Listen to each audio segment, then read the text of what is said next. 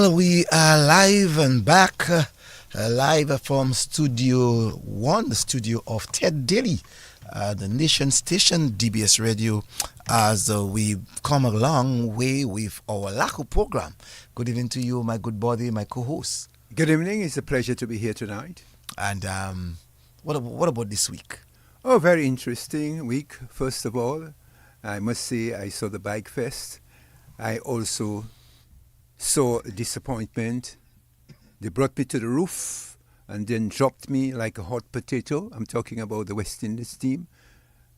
I'm also talking about the news that I got just before I came here. Biden has stepped down. Why you laugh?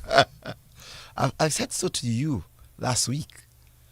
You know, that I think the best thing for Biden is to step down. I mean, this week I heard them spoke about he got COVID. I know that was a rhetoric talk, that he got COVID. And with the intention, I can tell you, once they said that he got COVID, I know that was the intention to allow him to step down before August 7. Because August 7 would be the day for the Democratic Party for their nominee. And so they are going with Kamala Harris. Yeah, they're going Vice with President. Kamala Harris. Do you think that she's enough to beat Donald Trump? It's going to be a very interesting race. Mm-hmm. To be the first black woman president. Or first to be woman the first to be woman president. That like of Great Britain. Once upon a time they had Margaret Thatcher. Dominica, we can take claim as the Commonwealth, the first country of the Commonwealth to have a first woman to be the leader of the country, and that was Dame Eugenia Charles. Right. So the United States will be following suit. Well, it's going to be very interesting. Well, it's going to be very interesting. It's going to be one where I think many of us who supported Trump at the very beginning, you know, knowing that Biden was not prepared and ready, especially looking at the biggest democratic country of the world to take, you know, decisions of great magnitude.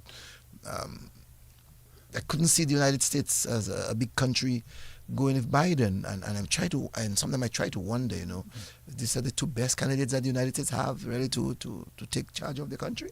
Well, my favorite still, and I believe if he continues along that way, he will win. Trump. Well, come on. I made it very clear to many people that Trump is not the normal politician.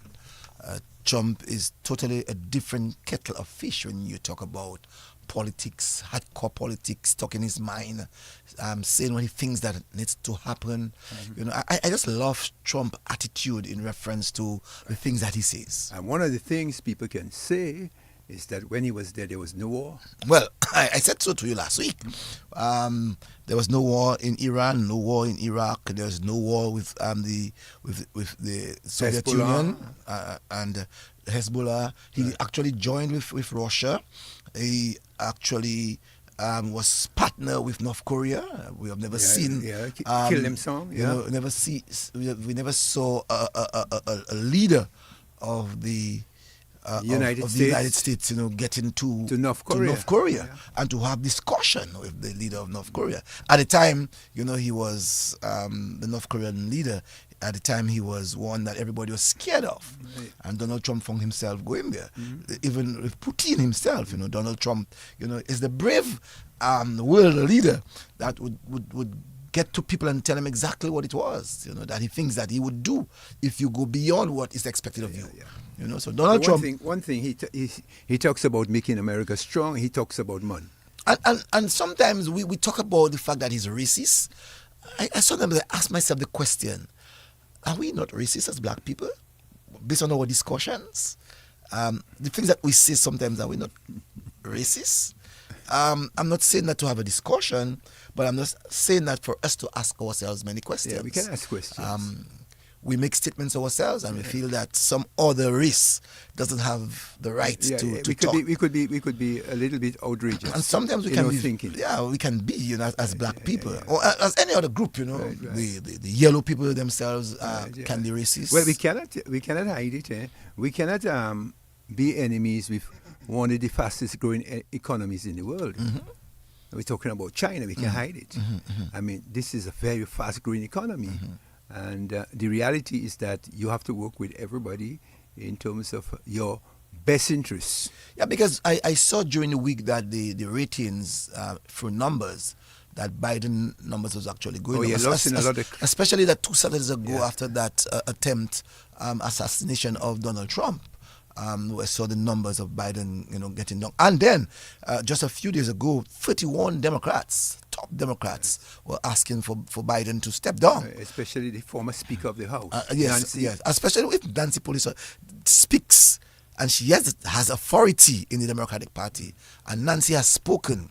I mean, Biden has to listen. Right. I mean, he had to listen. Although the rhetoric with the vice president was for me very open, where she says that I am still supporting Biden. I'm still there with Biden. He made me the Democratic the vice president, and I think he has done well. I know all of this thing was behind the scenes. Loyalty. But behind the scenes, I wonder when he said that he's not going anymore. I wonder what was the discussion in closed doors. Biden, behind closed doors, but loyalty is critical. Yes, so, and you don't pick a vice president if your vice president will be chaffing you. So yes. I think loyalty is critical in that. So I can imagine, because a question was asked to a Republican this morning in reference to if Biden is to say that he's going to go down, what would be, and he started to speak about the legality that that Biden was nominated by the Democratic Party, and that if he doesn't run this time, if he doesn't run again, how it can be illegal and give a whole set of thing. But the word before we move into our next section, the word I like, very nice word, very cognitive decline. Just say Alzheimer's setting. Just say that he's forgetting. Those days his memory is not as sharp as Reagan. Before. Reagan eventually couldn't even remember his wife. Right. So it's a new word that So anytime you keep forgetting, the new word. But he knew that. Cognitive decline. But he knew that a number of weeks ago. Yeah. I mean, a number of weeks ago, when he was accepted in, I think, one of the states, he knew that he had to step down, especially after the debate with President, former President Trump. And you know what science say? Another interesting thing. When you reach the age of 65, sometimes you're forgetting where you put your key. Sometimes you're forgetting the names of your close friends. Have you reached that it's stage? Just that you're just beginning to experience cognitive decline. Have you reached that stage? By any chance? Not yet, but sometimes I do forget certain things.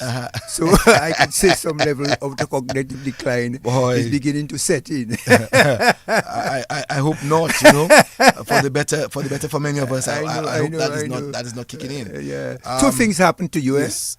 You suffer with cognitive decline and erectile dysfunctioning.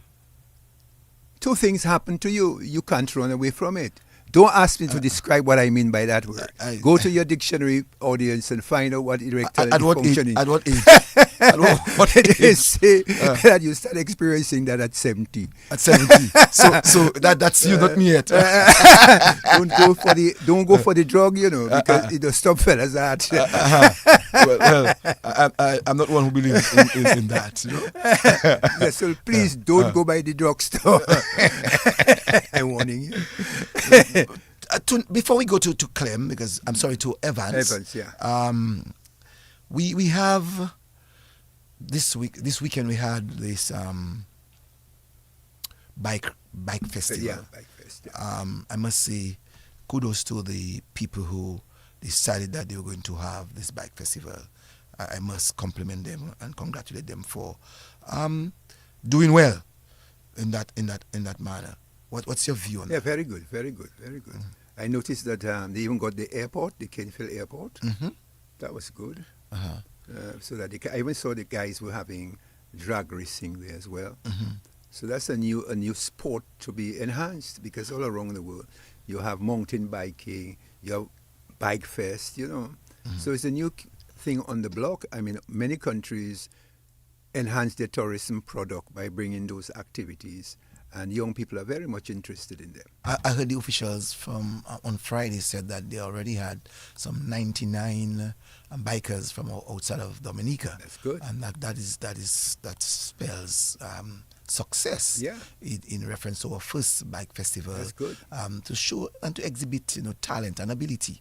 Some adults have heard them talking and even writing about emergencies, about whether or not our hospitals can take in if there are emergencies, whether we can harness those things. And I ask myself the question: why would people tend to think only of the negative? Why can't they not say they want to wish them well and to ensure that nothing happens? The way they conducted themselves, it was very exemplary, I must say.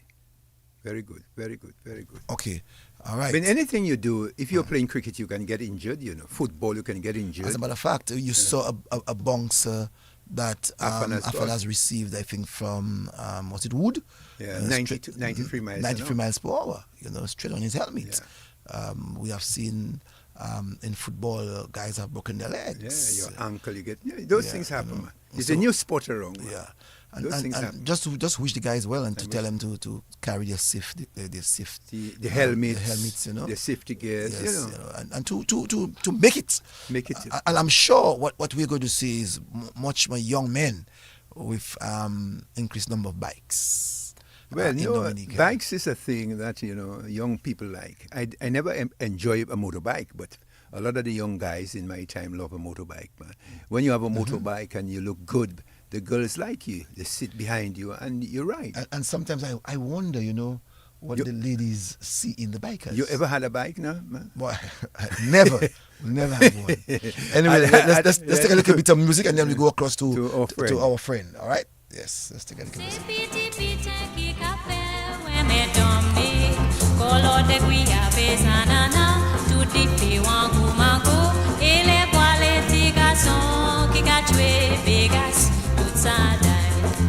Se bite sa la kapaka jamais bon. Ti bite lo nous les baby. On dit pas nous toutes ces bagailles ça là pour plaisir qu'on nous. Et à nous chen li cosa ai. Se bite qui capelle ouais me domni. So la via da toi ci la nuit si pe ka chanter en asier. Et garçon ka foyer wash derrière si qui est tout ça dai. Se pite sa la kapaka jamais moi. Ti pite là nous les baby. On débat nous toutes ces bagailles ça n'a pour plaisir qu'on nous. Et à nous chen li cosa ai. Se pite qui capelle ouais me domni. Les quoi poka hele la nuit. Si oui quand koye tabou. A tout yo se moun la captive yo et puis vous a. Well, we already have some 37 people looking on to the program, and I want to say good evening to them. Snapper is watching.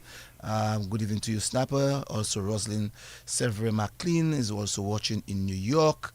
Snapper himself is in New York. I just want to say good evening to you. Tina Bell, I just want to say good evening to you also, Tina, and all the folks that are listening and tune in. Sandra Sear is also watching. And Asquith Pinard, good evening to you also, sir. And Vanessa Popo Shillingford is watching. Some 41 people are actually watching up. Let me ask you, when you're growing up, were you scared of police officers? Not really. Not really? Yeah, my father was a policeman as well. Oh, your father was a policeman. Mm-hmm. So gave you reason not to be scared of police officers. Well, tonight we have retired Inspector of Police. Good evening to you, Mr. Evans John.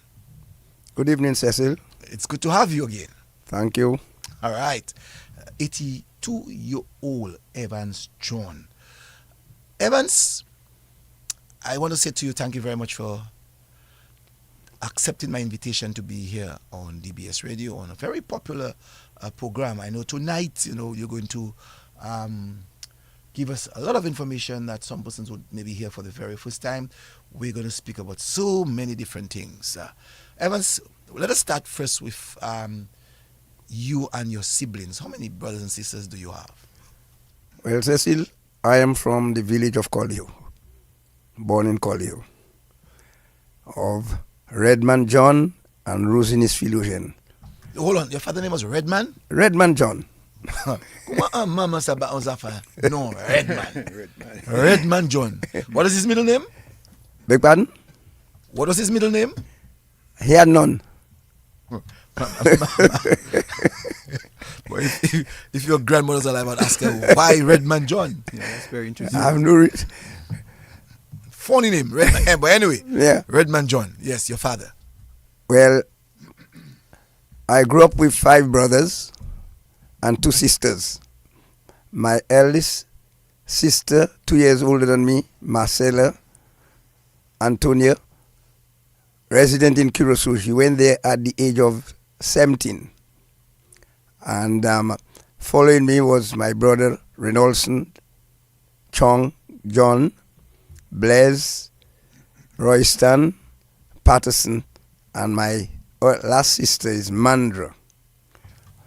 They're all out of Dominica. Okay. So there were 8 of you all in total. Yeah, 7. 7 in total. And Blaise was number what? Blaise number 3. Blaise is number 3, and you're number 2. Reynolson. Oh, Reynolds number. And what number are you? What number are you? I'm number 2 from the family. Number 2. Okay.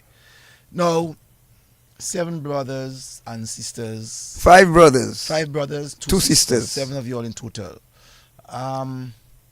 Give us a background of your growing up with your brothers and sisters in college. Well, when I was 3 months old, my mother fell sick. And my aunt, her sister, Mita Redman. Just watch it. Redman John. And my adopted mother was Mita Redman because her husband's surname was Redman. Your father's name was Redman. Redman John. Redman John. And your My sister, adopted father was Lance Redman. Your adopted father was Lance Redman from Grenada, man. I don't know where he originated from. Uh-huh.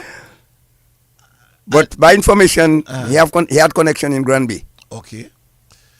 So Redman, so your sister married to a Redman. No. My aunt, Your aunt got my married. mother's sister, Got married to a Redman, and your mom was in love with Mr. got married to Redman John. John. All right. Okay. Redman is following you. Go ahead. Then when I was 3 months old, my aunt Mita adopted me because my mother fell ill. And I only get to know, and from there, they moved to Santa Roma, where my adopted father was the overseer of the estate at Santa Roma, a cane plantation. I remember we lived on the estate house where Dr. Green residence is at Santa Roma. It was a cane plantation from the National Bank way up to Santa Roma. The whole of Goodwill was a cane plantation. And between 3 and 5 years old, I attended Rose Johnson School in Roseau, preschool. I was being taken to that school by a lady working as a laborer on the estate. I recall that she was something John Baptist. Afterwards, I get to know she was Philip John Baptist from Pong's mother. And from there, my adopted father was transferred to Bacatel Estate as overseer of another cane plantation. But before you go to Bacatel, let's talk a little bit about you now living in Santa Roma. Yes. Was the name always Santa Roma in that time? Yes, that's how I knew it. Santa Roma. And you're saying that your adopted father was the overseer to a plantation. Yes, Would cane you- plantation. Would you have known the name of the estate? I can't remember, but I knew it was belonging to the Shillingfords. And the cane was being transported to Newtown, where there was a rum factory. And in Newtown, the gentleman I get to know that was in charge was Edward Shillingford.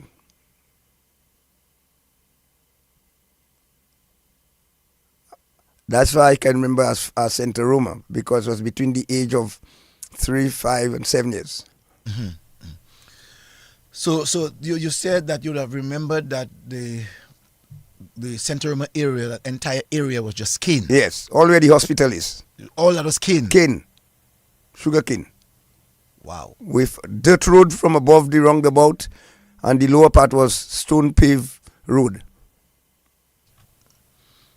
That is amazing. Very amazing. Yes, and today, see what it is. That would have Transform. been something like 75 years ago. Well, actually, it would have been in the late 40s. Late 40s. Right. So that's a long time ago. And from there, you said that. You were talking earlier on before that. You said that you actually remembered going to Rose Johnson. Rose Johnson. Well, in your time, you call it Rose Johnson. Yeah. People call her Teacher Rose. Yes. All right. So you went to Teacher Rose or Rose Johnson School, and you remember who carried you to school? The lady that was taking me to school was she was a laborer on the estate, but she was from the Pong area, and I get to know she was the mother of Philip John Baptist, the electrician in Pong. Okay.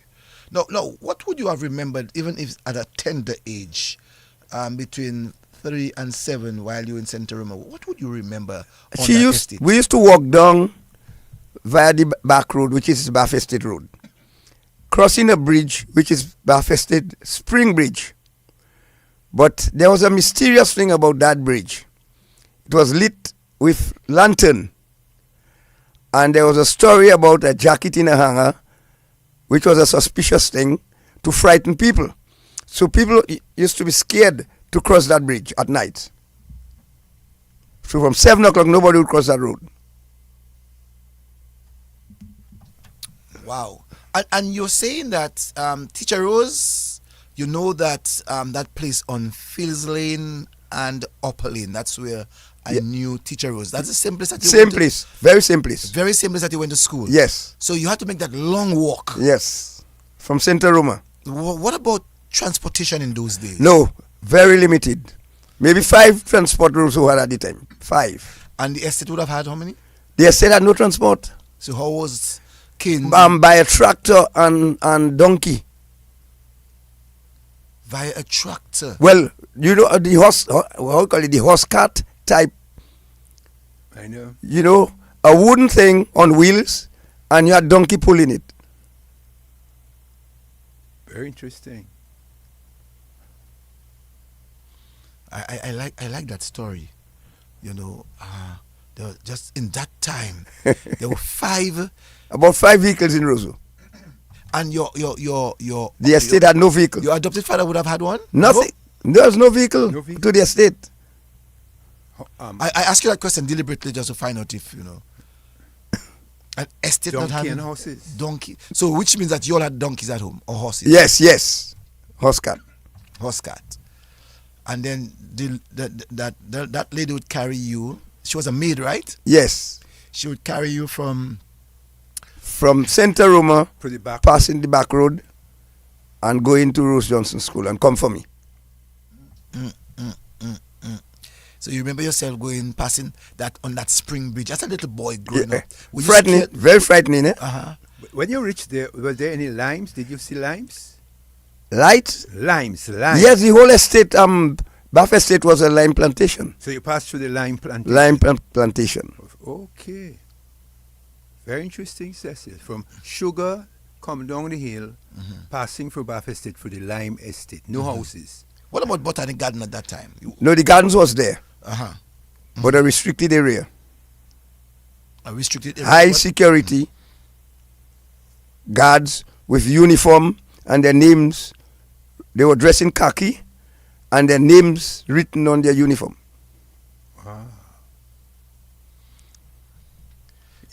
Get a picture. Now, passing through the Lime Estate, would they have any houses there? No, they only the estate house, where the apartment building at Bath Estate, where the London survey was, that's where the manager's residence was. Mhm. That's real estate life.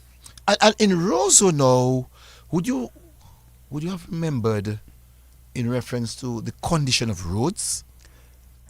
Well, there were more paved roads, not asphalted. Stone roads.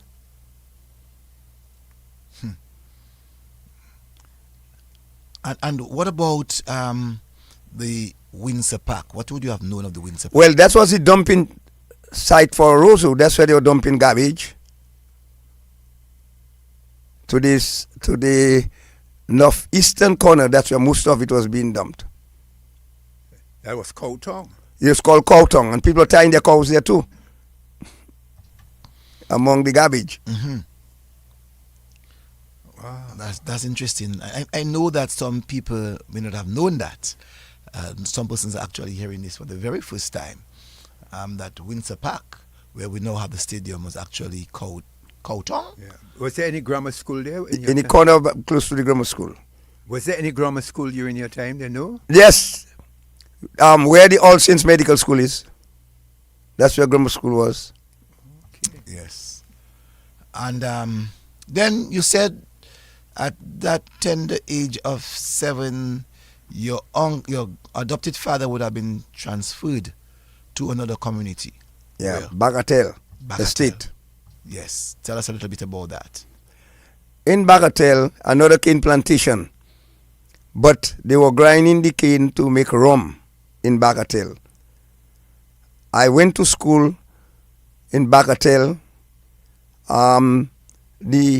That school was located at the entrance of Bagatelle and in an area called Point Carib. And the remains of that building is still on the right-hand side going into Bagatelle. The pillars, the stone pillars are there. I went to that school. The principal I could remember of that school was a lady called Miss Knight. I later get to know she was Alvin Knight's aunt, who migrated subsequently to Jamaica. And one of my school teachers was Atlee Francis. I remember that up to standard 3. But I never knew my parents.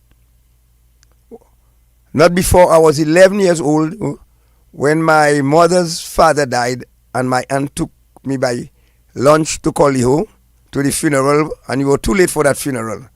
I never knew my grandfather by my mother's side.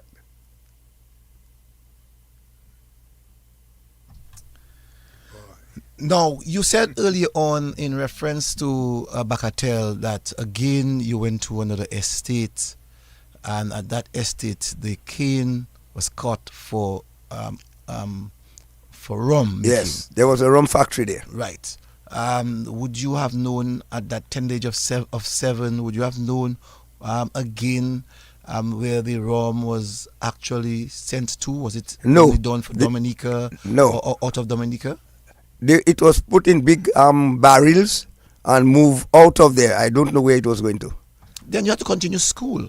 Where did you go to school then at that time? Yes, I was at school. What school at that time? Not teachers anymore because the Bagatelle Primary School. Bagatelle Primary School, right? Now, your brothers and sisters, what link you had with them? Now you are in Bagatelle. I did not know them. I had no link with them before I was about 11 or 12 years. Now, let's move fast forward. In reference to you residing with your uncle, what did they do at home? Because it looks like you were different from other families. It looks like you had a family that was in a fortunate position. How did the children in the community of Bagatelle look at you? Well, there was a cricket field just below the school, over a cliff, before you take the ravine into the main village. We used to play cricket there on that piece of cliff there. So I used to walk down from the estate house and meet one or two friends and play cricket with limes and oranges. Just want to say we have some 73 people now looking up. I just want to say to Rohan Joseph, I think you can join me one of these days. I'll be happy if you can join me at DBS Radio to come in and to do some questioning of people, because it seems that you have a very wide knowledge as to how to go about doing broadcasting. So I'd really want to ask Rohan Joseph, if he can join me one of these days. Just send me a WhatsApp message, or if you wish, you can even send it on Facebook, so I could give you the opportunity to sit and to do the necessary interviews of other people. As I said, some 73 people are actually looking on. Now, you are in Bakatel. You came from Collioure. You are saying that at the age of 11, 12, that's when you got to know about your other siblings. Yes, siblings. Yes. It sends a message that you did not go back to Collioure. That's what No. you're saying. No. Why was it? Well, Is it because there was no road? no road access. Talk to us about that. Well, the only form of transportation to Collioure was by the launch Rosaris, carrying passengers from Portsmouth to Roseau.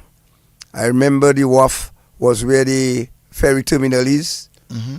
And then going to Collioure, it would make stop in Batterley to drop people from Salisbury. No, drop in Salisbury first, by the bay.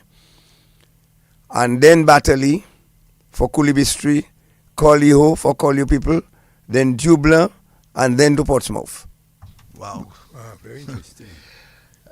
Very interesting. That So what to call you, if you wanted to go to Roseau, what to call you from Bagatelle to Roseau? Was it boat? By boat, yes. Sailboat? A rowing boat, no outboard motor. Wow. Would go as far as Grand Bay or walk to Grand Bay. In Grand Bay, we could go to Grand Bay, walk to Grand Bay, or take boat to go to Grand Bay, and then take transportation from Grand Bay. By truck, wooden truck. Those Bedford trucks, fit on Bedford trucks. To get to Granby or to Bacatel, you have to go by sea, you said, right? By sea or walk. Or walk. No, if you go by sea, what part of would you remember? Is it the side to the Caribbean Sea, or is it? Well, the Atlantic. If the sea is rough, we don't go by boat. Oh, so We'd have to walk the Atlantic Ocean. You'd go down by Font Saint-Jean then? Yes, you go to Fort Saint-Jean to take the boat. Then you pass through Stowe Estate and land at Stowe. The southeast seas are always rough. Always rough, man. Always rough. And you're telling me that when there is no high seas, for me there will be always high seas, you know. Especially if you have load to carry, you know. You would have to go by sea. Go by sea. And if you were to walk, how long would you think that walking would have taken? Maybe 45 minutes to an hour. The distance was not all that long. 45 minutes. To an hour from Bacatel to Granby. And Johnny saying that was not long? Tracks? Well, remember, the people, that was what we were used to, eh? So now you are in Bacatel, you have to get to Roseau now. At what stage did you get to live in Roseau? Is it when you leave primary school? No. To go to high school? Or No. I went back to Collioure. Okay. At the age of 11. That's the time I get to know my brothers and my parents. And I was then they transferred my adopted father to Syndicate Estate, another Shillingford estate. So we stayed in Collioure at his home, and then I get to know my parents, and my father insisted that I must sleep at home.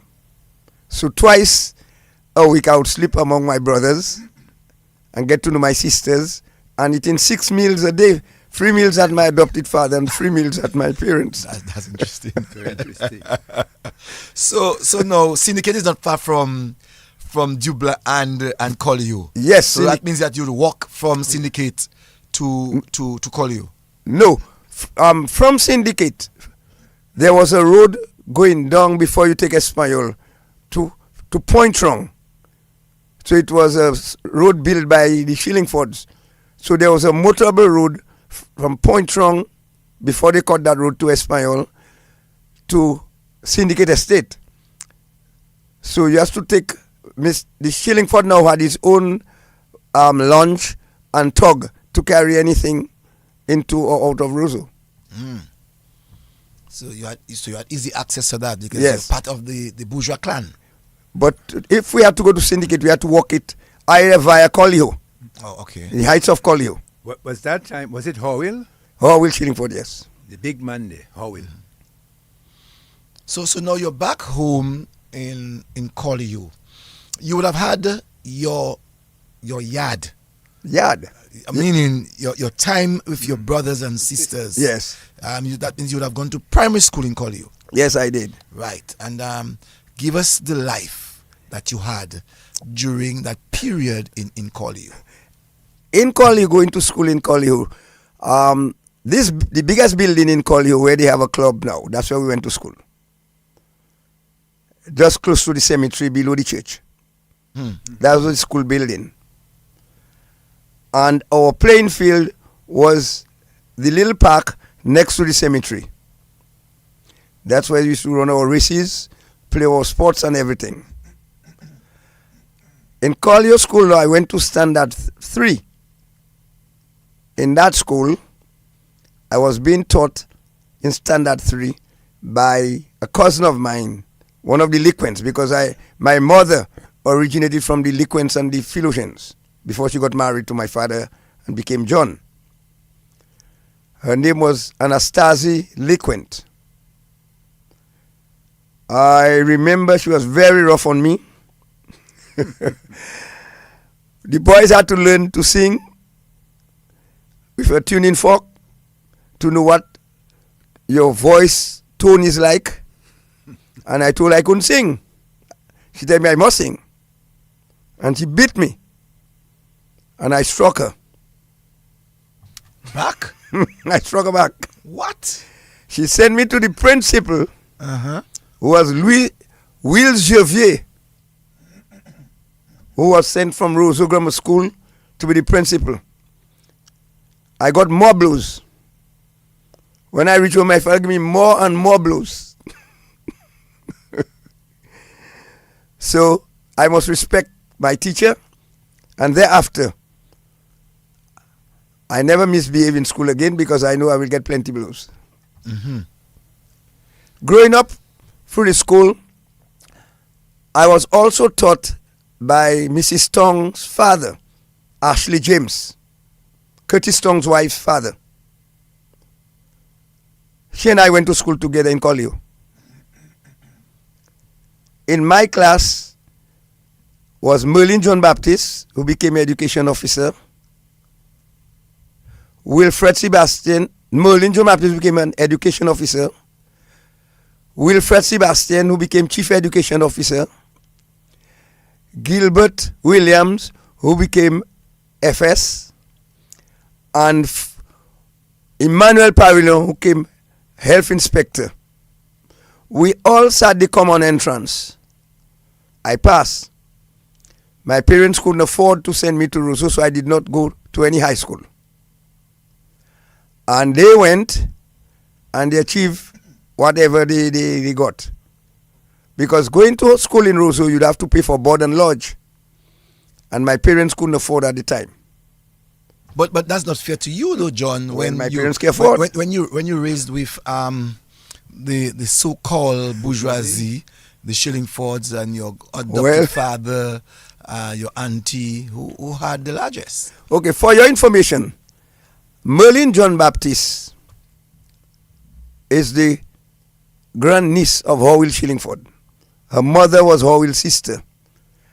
And she did not go to high school. But she became a school teacher and elevated. But she didn't go to high school, but she became an education officer. I just want to say to you, John, that some 81 people are looking. Mimi GM says that she's watching from France. She says that he looks like his father and his brother. Pat is in my age group. Okay. Renef, Alexis is watching. Wow. Lady Henry says that my mother worked for Howell Shillingford. Ruben Michel said that he's watching. Juliana Williams said that she's watching. Albert Allington Paul says that he is watching. Daryl Tit says good evening to you. Thank my you. dear friend Lion Evans MJE. What's that? Melvin Jones fellow, we'll hear about it later. Okay. And Daryl Tit gave you all of your name. Yeah. And Yolan John Jules says that instead of criticizing, come help interview when all you stop and help instead. So this means someone is trying to criticize, but that's okay. Maureen Caesar says that she's watching. Diana Libla says that she's watching. Some 82 people are actually watching in such a quick time. Evans, I know that tonight you're going to really hit the numbers. Now, Evans, so you did not go to high school. No. So you continue school as In Collio. in Collio, in primary school. Primary school. Then I remember one of the education officers was Mr. Lawrence. His son was one of those guys. One of his sons died recently in Martinique or something. Born of a lady from Loda. They was calling her Nursing Kennedy Avenue. Yeah. His other son was chairman of the National Bank Board. Trying to remember his name, my good friend. But he was the education officer, Northern District. So he used to visit our school in Collio, come by boat, and supervise our exams, especially school living. I did the school living exam, and I passed. At the age of 15, I was taught by 7 different principals. Mr. Saint-Hilaire taught me. Shakey's father, Leo James. Mr. Hyacinth, who was the former Steve Hyacinth's father, taught me. And Oswald Georges from La Plaine. So I was taught by 7 principals. Also, too, I just want to say quickly, Evans, that Jennifer White says she's in Canada watching right now. My lady. Yes, she's watching now with her son, Yeah. Stevie, and her daughter-in-law, Joanne. John Allington says that he's watching also and listening. Someone said that, I'm trying to remember, I just looked, yes, Jackie Boss said that, watching from Austria, Texas, while I'm waiting for my flight. So that says quite a lot, Evans. So 96 people actually looking on. Let me ask him a Yes, question. go ahead. What type of man was Howell? Was he a short man? No, very tall. Very, very tall. But my understanding, his mother came from Lakou. Very tall man. Okay. You ever saw him? Yes. He used to visit Collio. All right. Yes, someone says, Tina says, early in the days, Pottersville, Goodwill belonged to the Potters. Yes. Hence the name Pottersville. Later, the Shillingford were part of the estate. Even Evans John would not be wrong in the old Potters days. So the person was just stating some of the information that you may have left off. So now, Evans, at what time did you know left school and decided, no, I have to come to Roseau? No. Let me, I was offered the teaching job. I told my principal, I'm too aggressive. I get the children. My cousin Einstein Shillingford was surveying the road at Pont-Cassé to Cassie Bruce area and to Lakou Valley.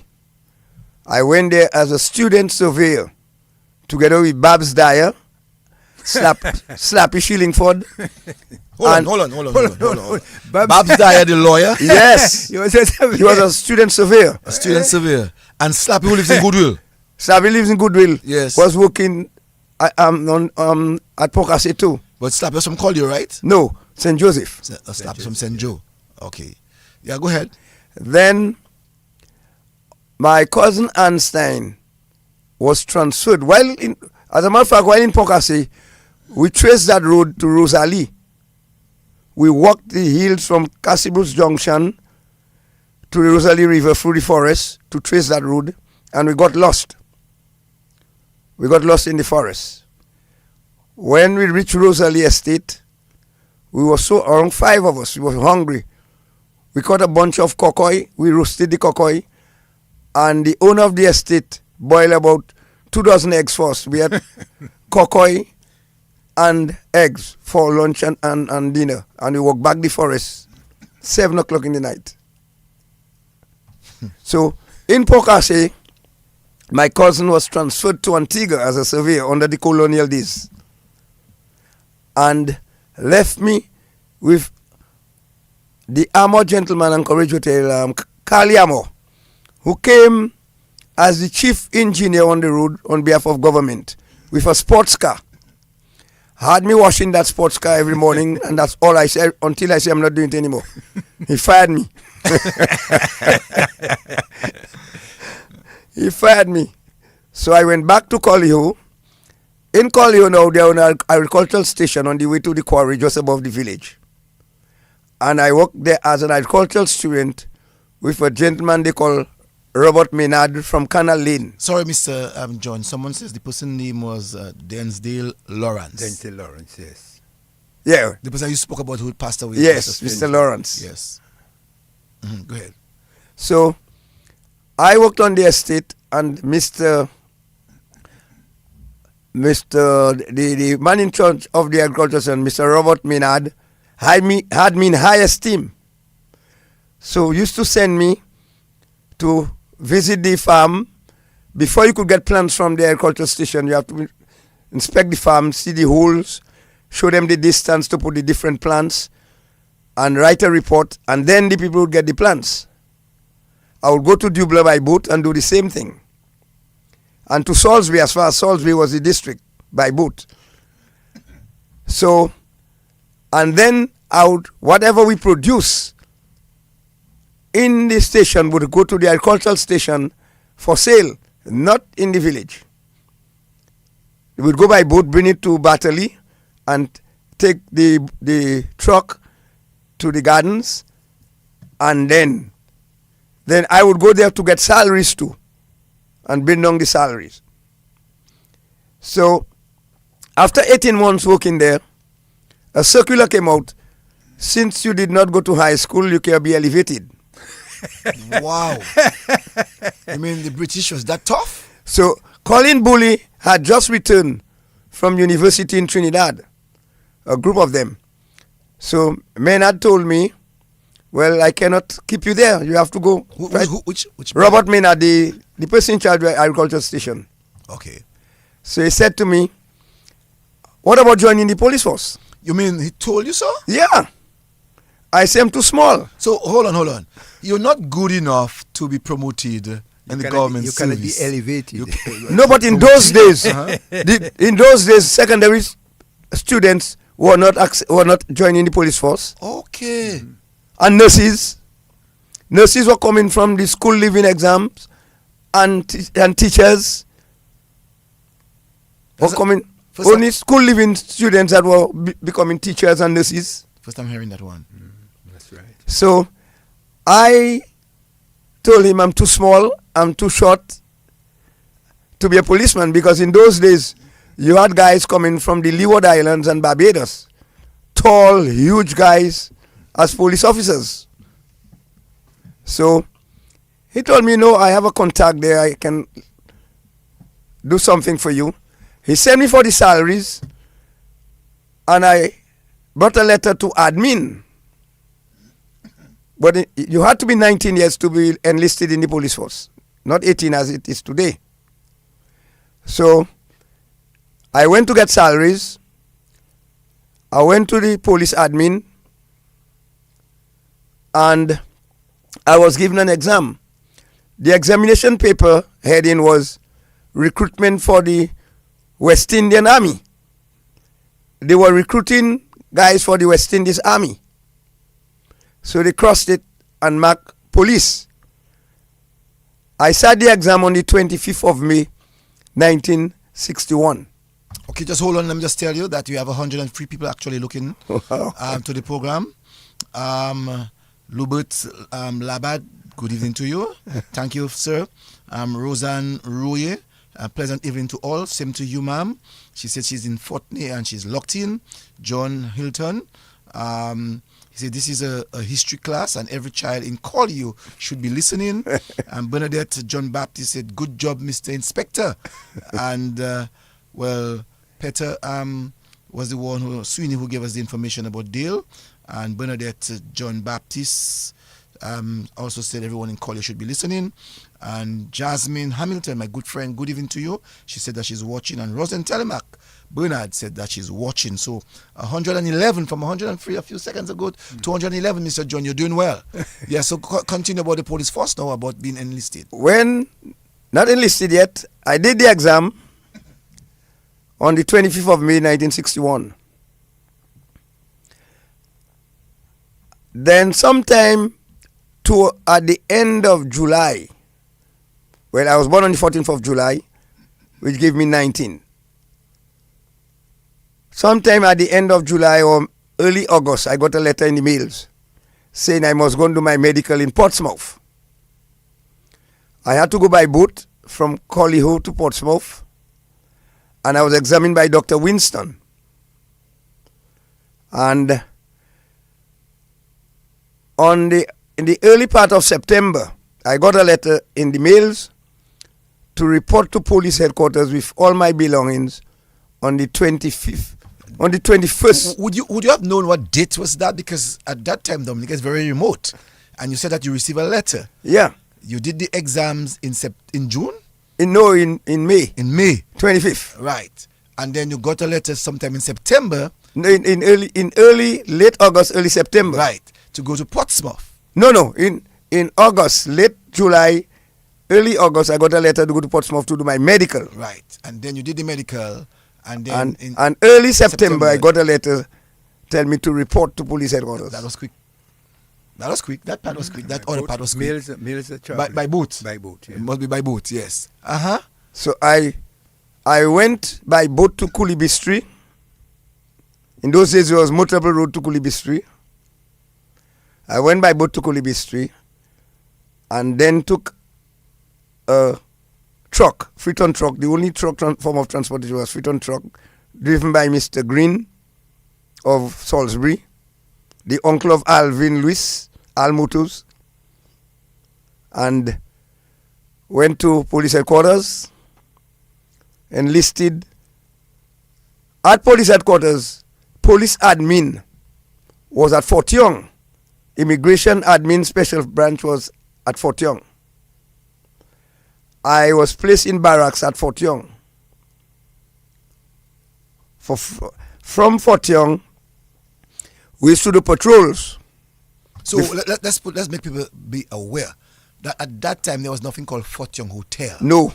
It was the part of police headquarters. Police headquarters. It was formerly the entire police headquarters. Okay, so Fort Young was the entire police headquarters. Police headquarters. But they were then where police headquarters is was the prison. Mm-hmm. They had moved the prison and were renovating police headquarters. So part of the police establishment was where police headquarters is. But the structure was like the fire station. The stone structure, roof and everything, design, windows, everything. Like how the fire station is now. The entire place, that's how it was. Mm-hmm.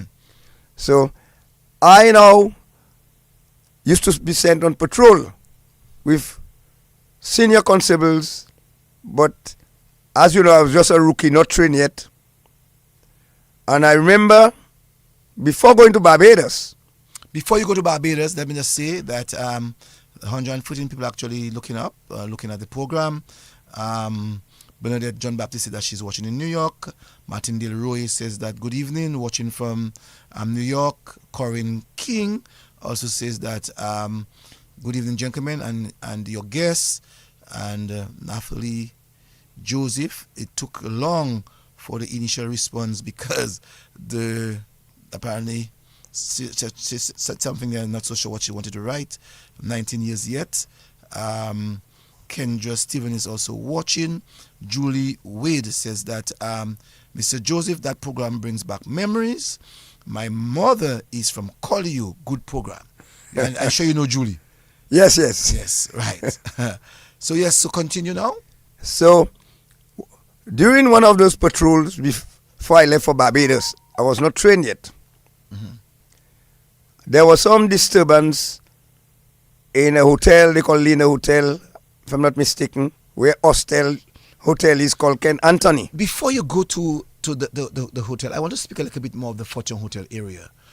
Because a number of people may not be aware that there was the barracks. Yes, there was the barracks. Right, the barracks is where it is presently today. The dining section was the barracks. The dining section was the barracks, which is the same place, right? Yes, today, as it is. The design Kingsville. is the same place, the structure is the same place. And some people might not be aware that there is a tunnel. There was a tunnel from Mont Bruce underground going right into Fort Young.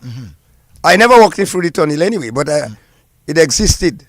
At that time, it existed. Yeah. All right. So people would pass through that tunnel to get to Mont Bruce. Mont Bruce. Okay. Barracks. All right. And you all from the police station at Fort Young, how did you all get to Mont Bruce? You said that you didn't pass through the tunnel. How did you? Well, there was transportation, Land Rover. Land Rover. Okay.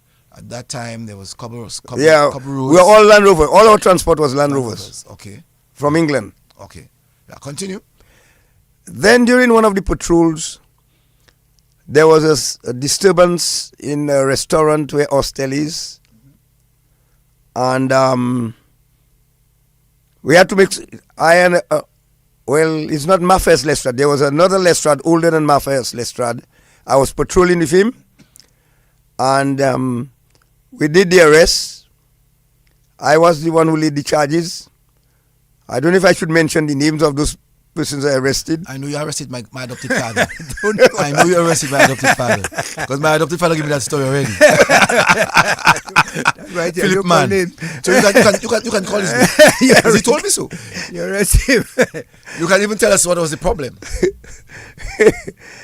Among those arrested was Philip Mann, Louis Benoit, Zaboka, Millington James, and one they call Kwapo. I can't remember his name. Batley. Yeah, something Batley. Yes. Something Batley. And these guys had just offloaded some goods on a lighter, drink their rum, go into that restaurant and smash all the chairs and tables in there. And they were called in and they were arrested. Unfortunately or fortunately for their own good, they were sent to prison. 2 months. 2 months. Yeah. But honestly, they never became my enemy. All of them became my friends. And all during my police career, they commended me and complimented me and asked other people to respect me. They were never my enemy. For sure, my adopted father ensured that he told us the story and told us that we have to respect Mr. Evans John. To this present day. You break things, you have to. To this present day, we all you respect you. Fellas drink rum and start breaking chairs. Yes. So then I was sent to Barbados on the 21st of November 1961 via the Federal Maple. The Federal Maple, there were 2 federal boats given to the government of the Caribbean by the Canadian government. One was Federal Palm, one was Federal Maple. They were flying from Trinidad to Jamaica, but both boats were meeting in Dominica because Dominica is the center of the Caribbean. Both boats that's where both boats used to meet. And it took me 2 days to Barbados via the federal boat, making stops. Then in Barbados, 10 of us left Dominica. 3 women, 7 men. I remember the 3 women was Eugene Liquin from Colliho, she's still alive. Unadi James, Edison James' eldest sister, and Rufin Pascal from Grand Fond. They were the three of the women police that went with me. And there were 7 men: Clement, Corriette, there was a Pompon, there was Sylvester John Baptiste, there was a Toussaint from Good Hope, and myself. But on arrival at the training school, there were 52 of us from the Caribbean, Windward Leeward Islands and Cayman Islands. Course 19 started on the 21st of November 1961. But surprisingly, I saw a white man as the quartermaster, storekeeper. He came to greet the Dominicans and said to us he was a former chief of police in Dominica, and he was B.B. Humphreys from England. So he was very close to the Dominican students.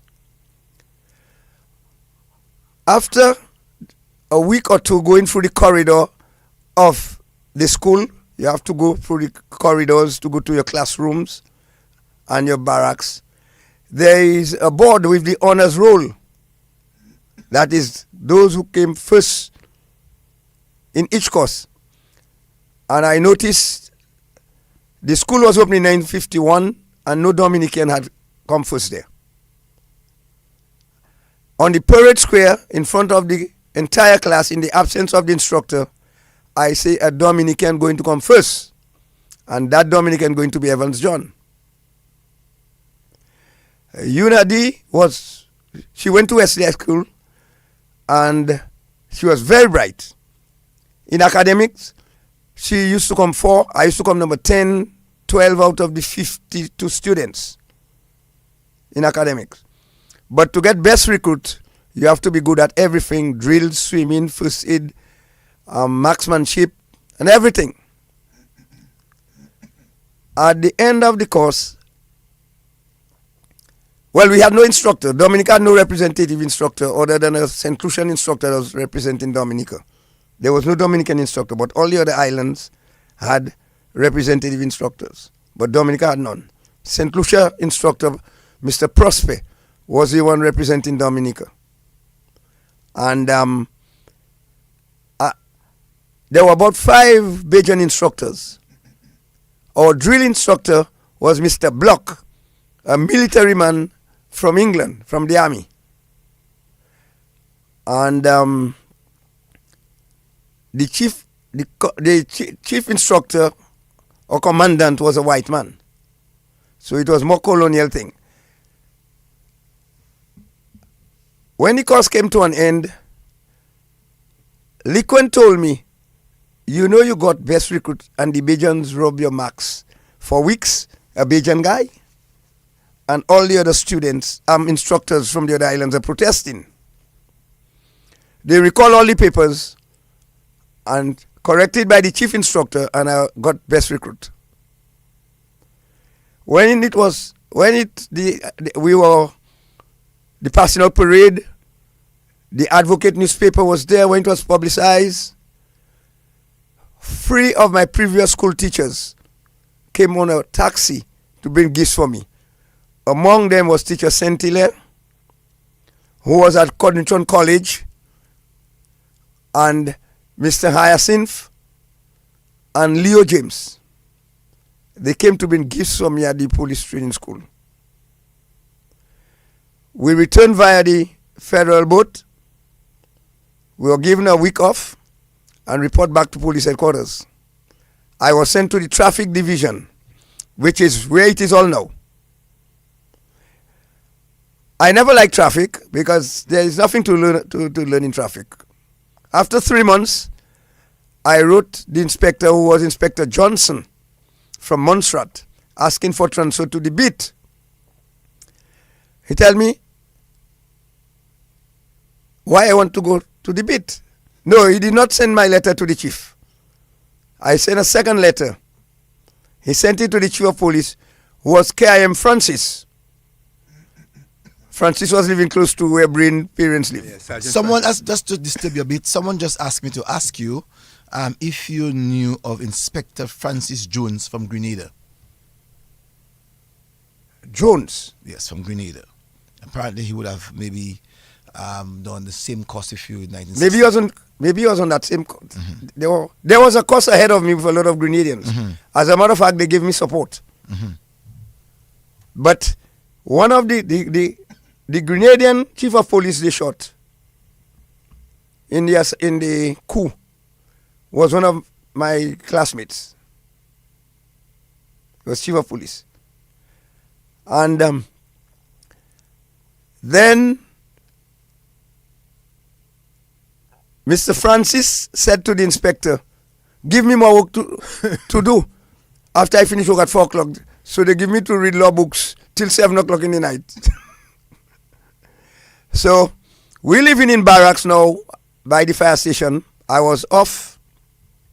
So at that time, the police station was moved to... The barracks was in police, where the fire station is now. Okay, so but the police station is still at Fort Young. The administration, CID, Special Branch Immigration, still at Fort Young. Yes. Okay. When I the came back. barracks is at for regular police on Bath Road. For regular police operations. Okay, all right. So at police headquarters, no, they did not send me. They did not transfer me. I decided, okay, all those bourgeois in those who are going to pay for it. All violation of traffic. In 2 months, I had 600 charges pending before they got, including a lady they call Sylvia Johnson, who had where Malaway store is. Where thing is, she had a store there, and she had a slang saying "too pretty to die." Too pretty to die. Too pretty to die. So I charged her for a traffic violation. She did not come to court. They issue a warrant to arrest her. At the time, the courthouse was next to DBS, that wooden building there, between the library and thing. They arrested her and brought her to court. She appeared before magistrate. They called Mr. Copeland, who was from Grenada. But, he was from Grenada. Yes. Grenada. A lot of calypsos was made on Copeland, eh? Play with him. Pass a coupon. He was from Grenada. Copeland was from Grenada. Copeland was from Grenada. But he was a bad judge, it looks like. Magistrate. So he was a bad magistrate. So many songs were sung on this guy in the 60s. So he was the magistrate, threatened to send her to jail. She fainted. And they fined her. Then, because of all these charges that put against the persons in Roseau, they transferred me to General, where I wanted to be. Just hold on that thought. Just want to tell you that 149 people are looking up, and quite a number of people are on with you. Mr. John, Glenda Shillingford is watching. Also, Samuel Latouche is watching. Justina Cognat is watching. Colbert Pinard listening. And you know him. He said that he's calling you brethren. Yes. And Tasha Timothy is watching, and Chris Coffey says, my nephew. Yeah, he said, Uncle Evans, you are globally locked in. Your memory is out of this world. Continue. Yes. So when they sent me to General, I wanted to be in General to know Roseau because I'm from the countryside, and to know the criminals and the characters. That is where I get to know a number of characters, like Iris Capola. She was a character lady drinking all the cash rum by the market. You had V8. You had Ugly Willie. You had Prince Mossone and Bofong and Kwapo. No, Kwapo, no, the one Upper River Street. Muzi. So I get to know quite a few of the characters. And I get to know Roseau, get to know all the Lakous, and the buildings, prominent buildings in the city. Among them, where Royal Bank was, that's where C.G. Philip store was, a hardware store, and a Latig man. Who was C.G. Philip? Beg pardon? Who was C.G. Philip? Campbell Philip father was C.G. Philip. I don't know. So we can say is the grandfather of Cornell. Yes, Cornell Philip. and them grandfather. Yes, Cornell Irving. Yeah, All their right. grandfather. It was called C.G. Philip. Then you had Red Store. Then Red Store is where the Dupini garment thing is now. It was run by a Shillingford. You had also where Cable and Wireless Flow is. There were two wooden buildings. There was a Burton man with goats raising in the city underneath the house. And you had Ron Green parents just across Social Security. And if I have to name all the buildings, I remember most of them. Among them is my uncle Elisha own, next to Cable and West on Hillsborough Street. Elisha John. Yes, John. my father's brother. Mano and Eli's father, and Peter. So that's where, when you come to Roseau, we used to put our things. But before I became a policeman and coming into Roseau, where Guyav is, there was a lady they call Miss Eva, an elderly lady. That's where my aunt used to put her goods. I think it became, it subsequently belonged to the Butlers. That's right. I think Hugo Astafan was married to one of the daughters. Yeah. That was their grandmother property, the Butlers.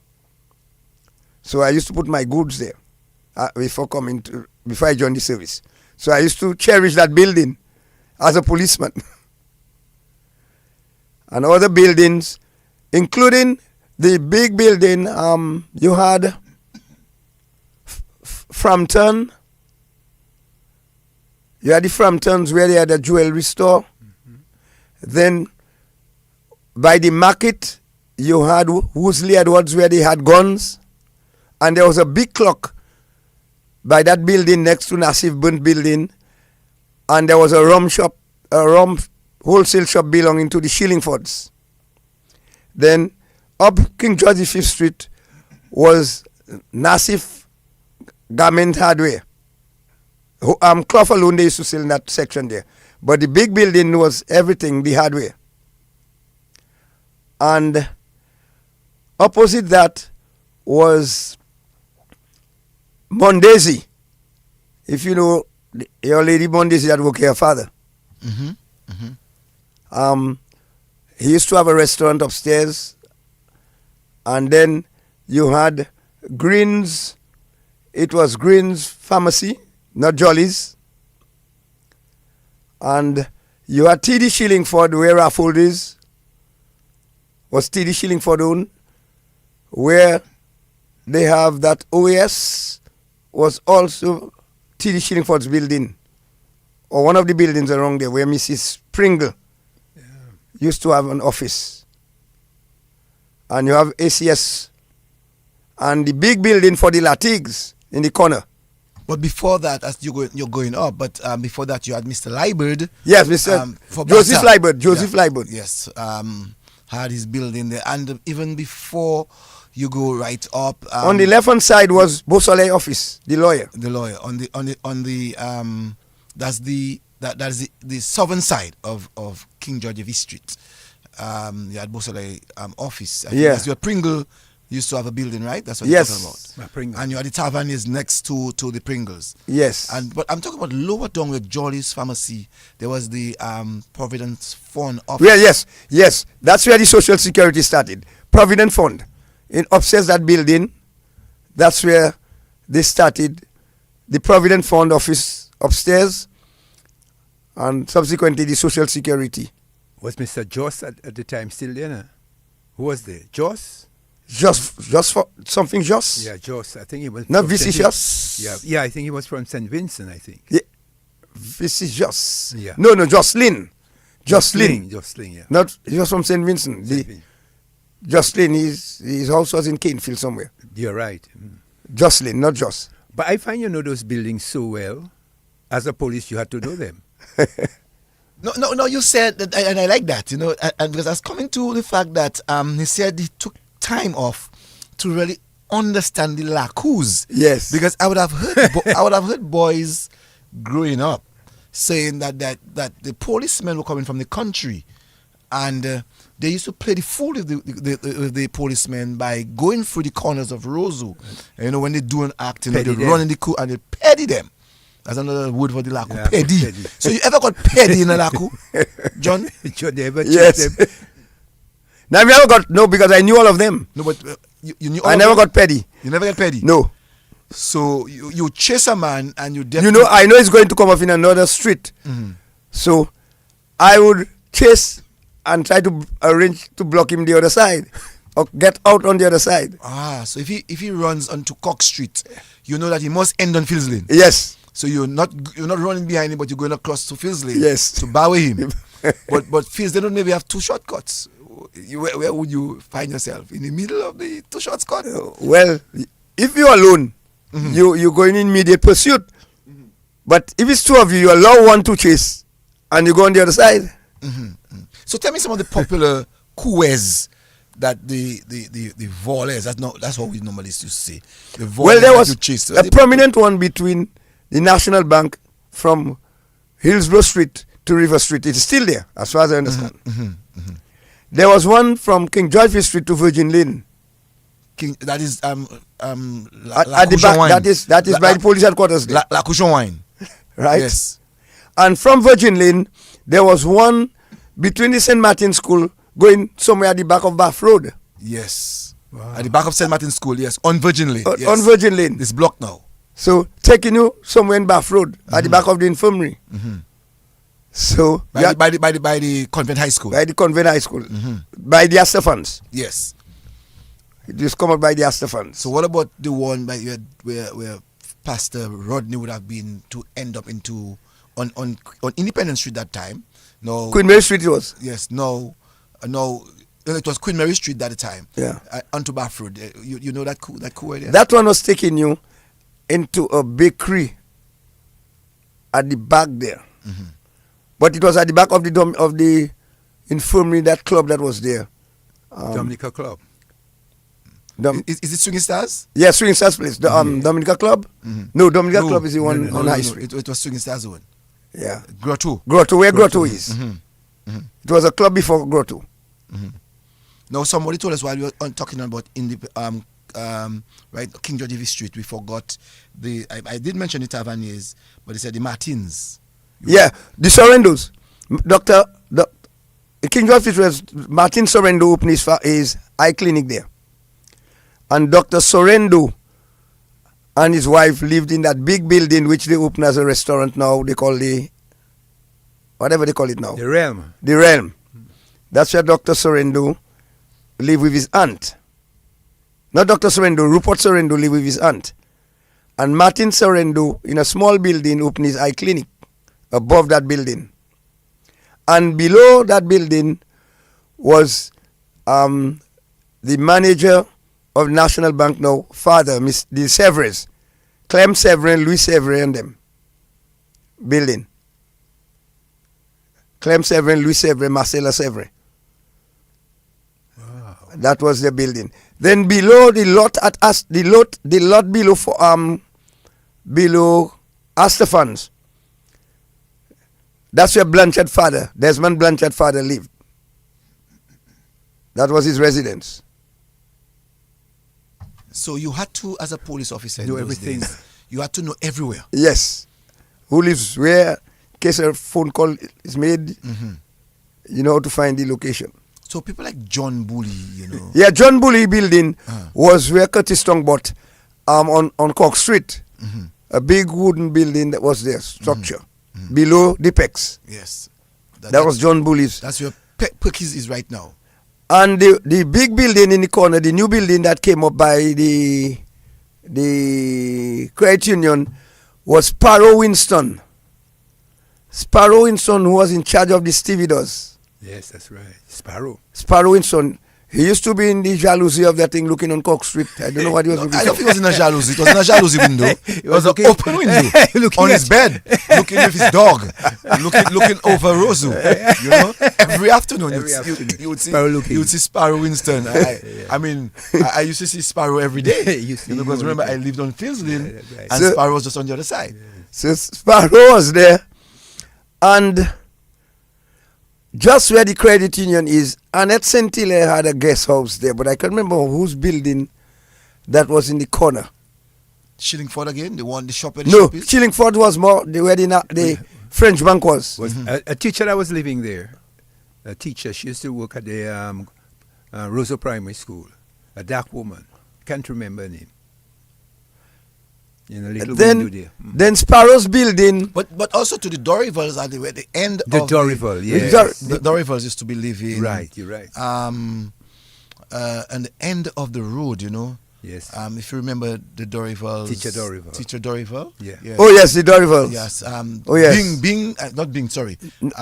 Bing's friend. What's his name? The one that.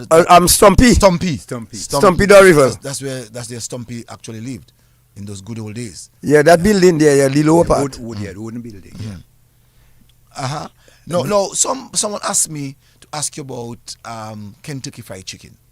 What? Kentucky Fried Chicken. You remember? KFC? No, not KFC. Kentucky Fried Chicken. There was a lady. Golden Fried Chicken.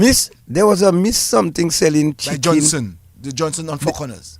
In Four Corners there. There was some lady, I couldn't remember her name. Then you also had just opposite that same building for Sparrow Winston was the Buttons. Still there. But I remember when Vina bought it from Sparrow Winston, we used to put cricketers there. When I was on the Cricket Association, she had a guest house there, saloon. And that's where Vina, and she had another building at the back by Mabas. That's right. A concrete structure in Fields Lane. I think that building was Vina's own too. You're right. Then when Vina built Pocassi guest house, she sold it to Money God. And I do not know who's the owner now. No. Typical police. Typical police. They never give you what they know. No, Evans. So as a police officer, as you said, you have to make it your business to know everywhere in Roseau. Yeah. And prominent criminals. Yes. At the time, which was the criminals that were actually giving the police officers gas, as you would say? Problem. Why, you had a guy they call a Baron fella in Pong.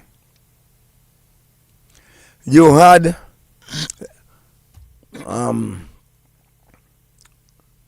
Chichi wasn't a criminal. Chichi was a troublesome guy, but not a breaker.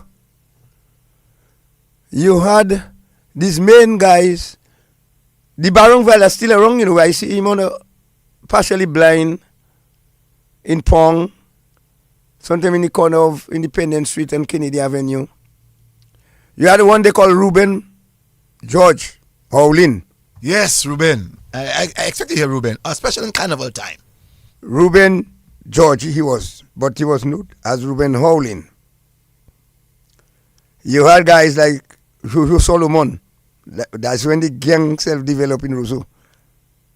Rival gang. And you had to deal River Street gang River Street and Pottersville. and Pottersville gang. So we had these rival gangs we had to deal with. And we had, there were a few breakers, but not, I'm trying to remember one. He died in prison, you know. Right? But these guys, they were not using weapons, they were just criminals. There was one they called Johnson Lockhart. Oh yes, Johnson. Yes, I was Pottersville. The fellow who made the cow. Yeah. Notorious thief. Put shoes on a cow. Yes. Notorious thief. He Yes. put shoes on a cow. Johnson Lockhart. Yes. You had one in Pottersville. Brain would help me. He and Johnson Lockhart were closely connected. I know him. I won't call his name, but Right. I know him. He's dead? He died, but died. I won't call his name. What's No, that? the one is his family too close to me. So it doesn't matter. I mean, we talk about history now. That one, I know what you're talking about. He's So- accomplice. So this guy was very backward. Johnson Lockhart used to use him. He broke into that building by the bridge, Isilu Black Bridge. They put tilted glass on the windows, but put it back to front. Wow. Right? So he inside there stealing, and people on the road watching him. They see him? They seen him. They called the police.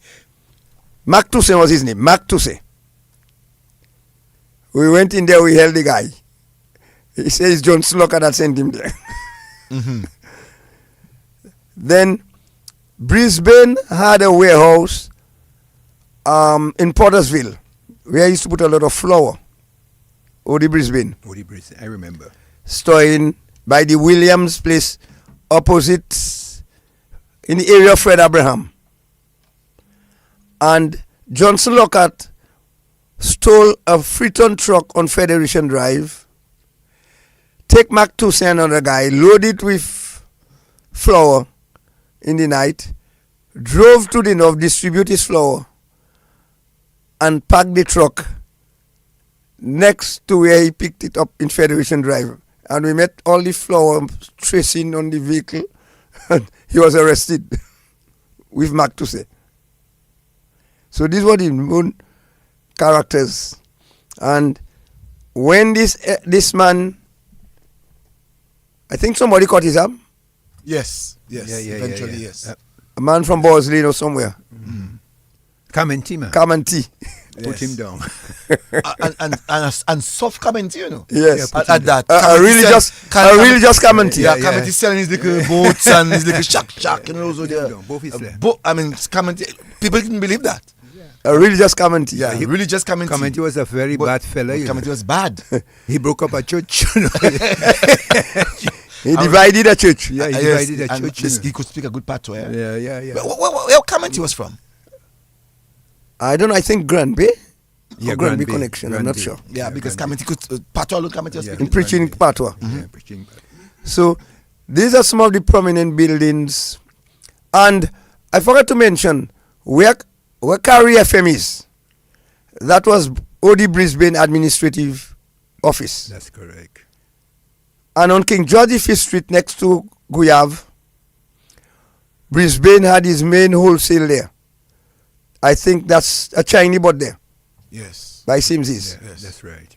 So that was Brisbane's thing, but his storeroom was in Pottersville.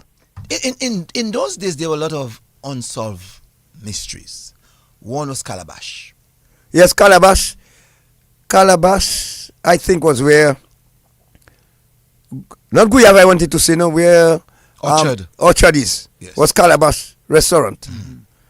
It was being managed by a man from Vickers, Thibault, after he moved from Hillsborough Street, where we had the health center, the Hillsborough Health Clinic.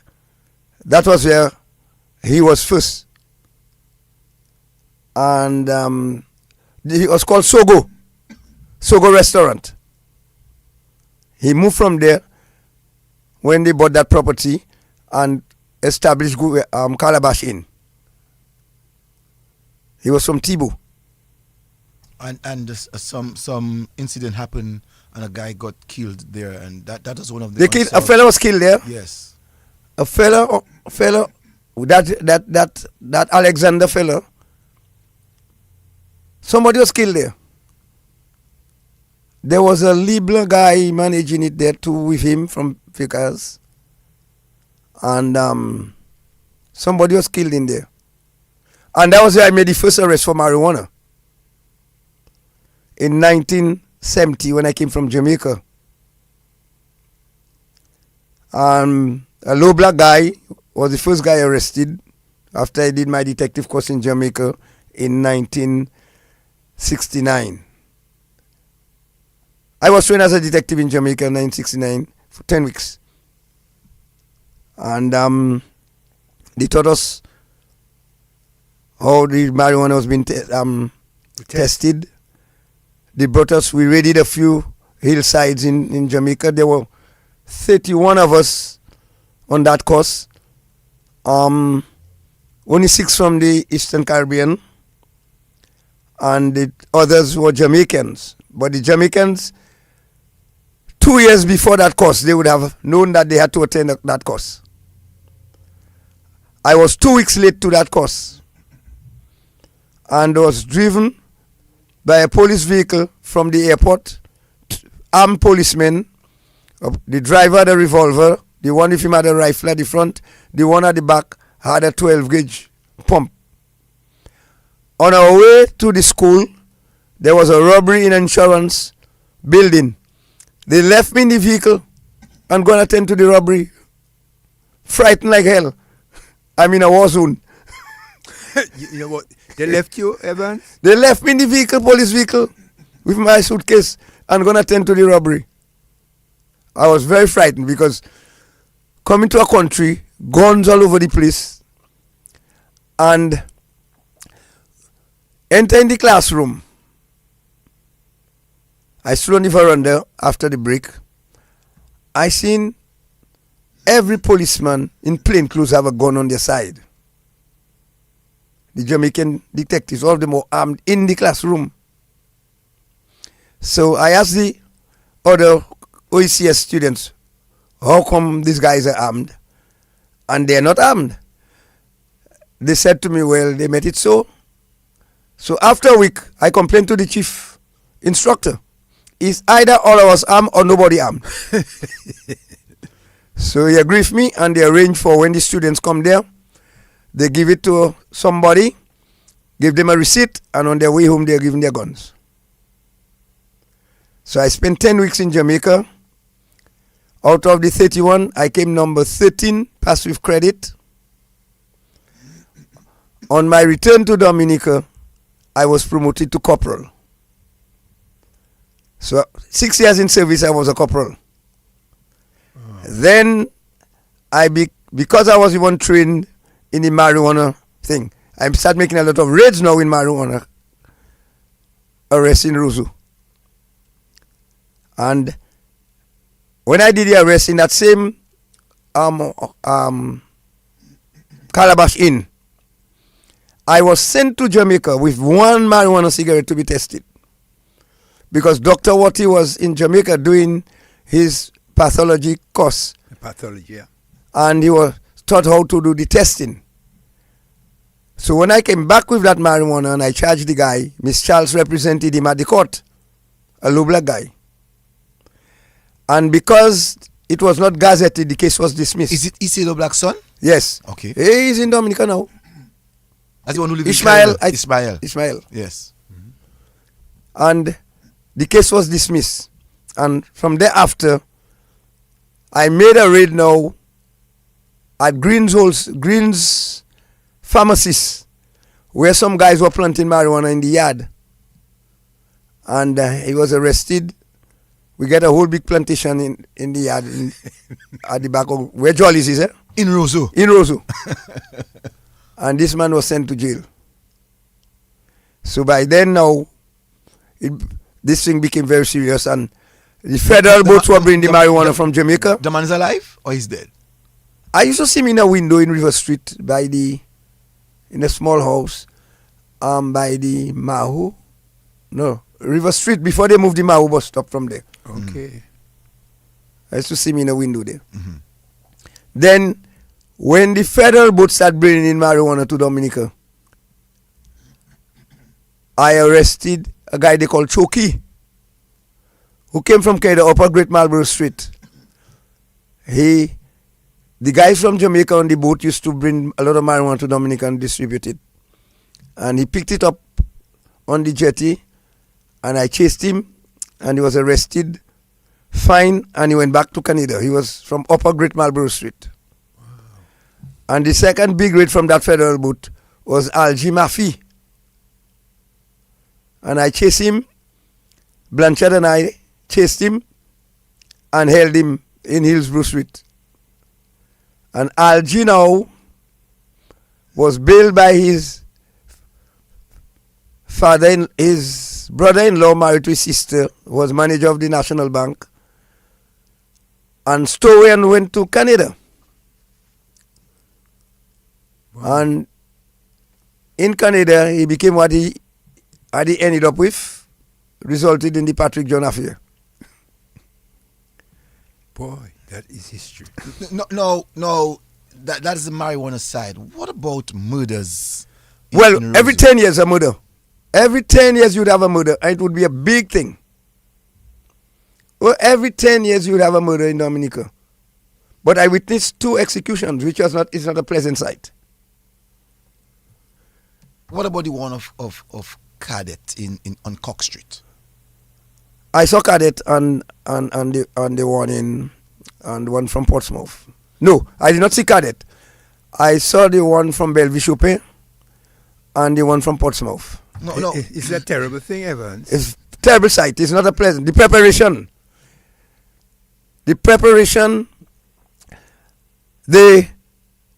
you must be buried in the prison. They dig the hole in the prison.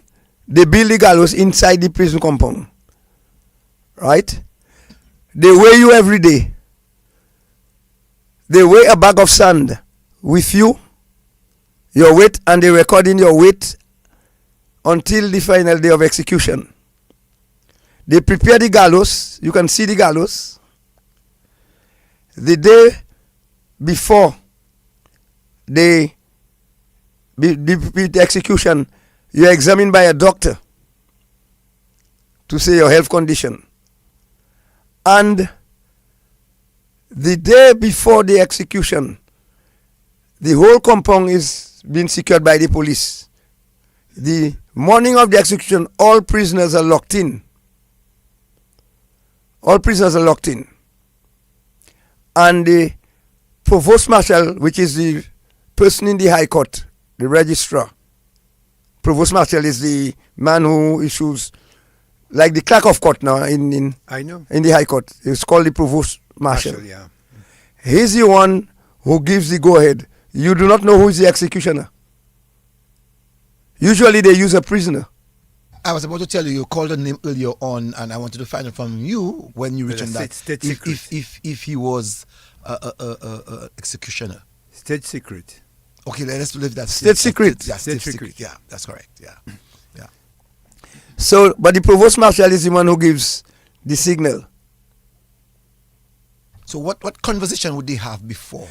Before, they will tell them how many days left. Wow. The morning before the execution, a mass is held within the prison by the parish priest, with choir singing hymns, burial hymns. While you're alive. While you're alive. And you're there. You're there. Then you have a gong. That is A touching. big wide gong. Then you have a big belt along your waist with handcuffs on, and you have chain to your legs with a hood. During the mass, the hood is not on. Oh, that's sad. But taking you from the gallows, from the chapel to the gallows, they put the hood over your head. And you are being escorted by 2 prison officers to the gallows. And there is a trap.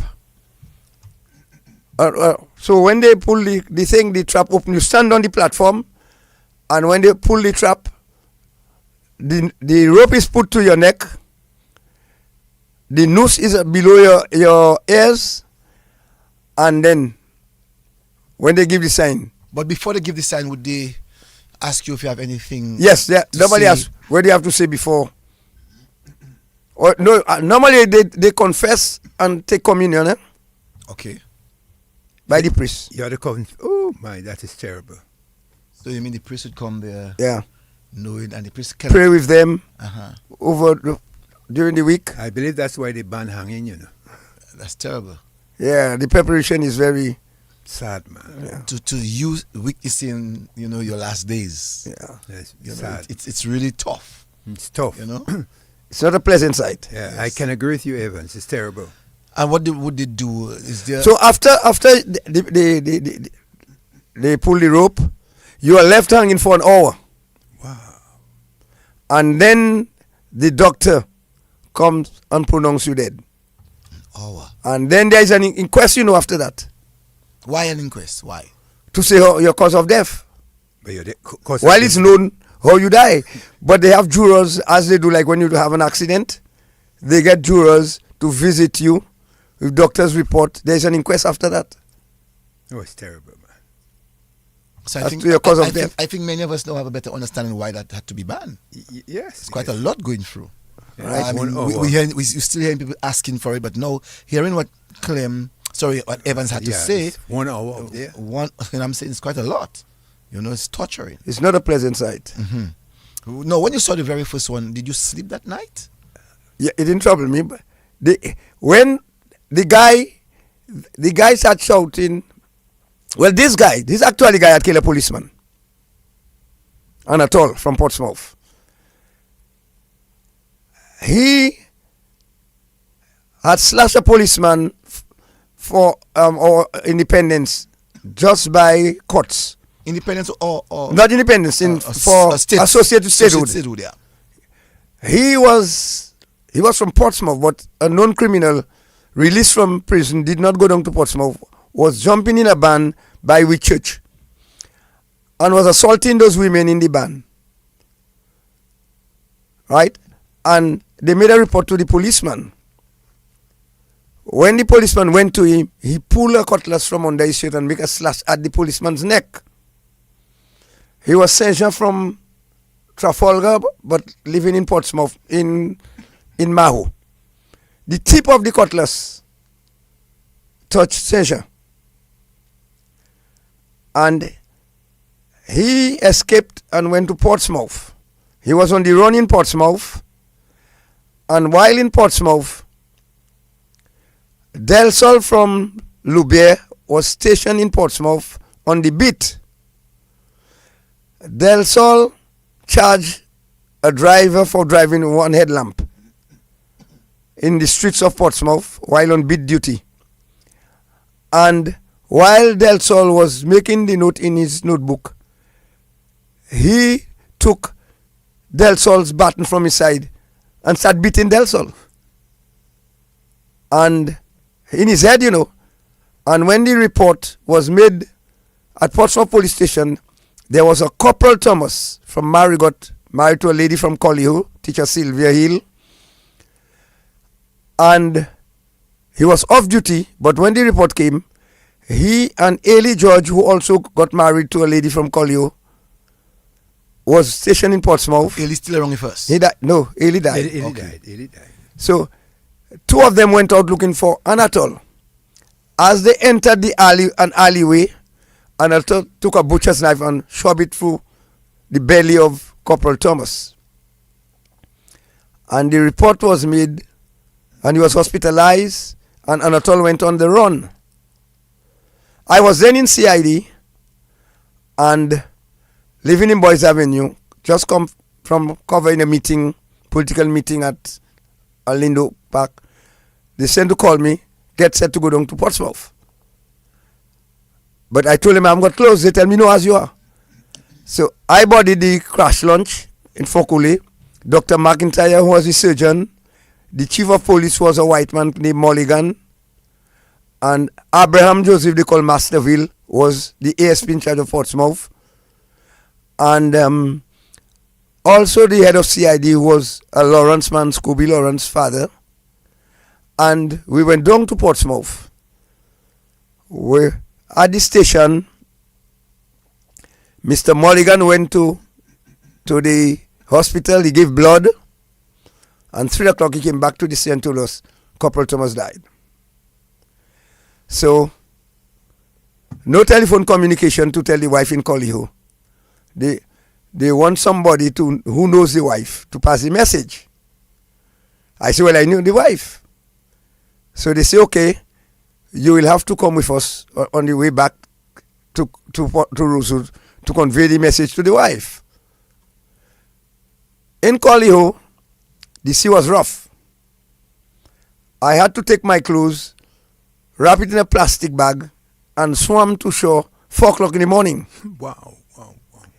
So my parents' home are close to the bay in Colliho. I went to my parents' home. My brothers and all of them were there when they saw me, everybody crying, saying if the boat sank. I tell them no. They ask me what happened. I say unless I get some coffee to drink, I'm not saying. My mother, everybody quickly prepared some coffee for me. I bathed, changed my clothes, dressed, and I told them.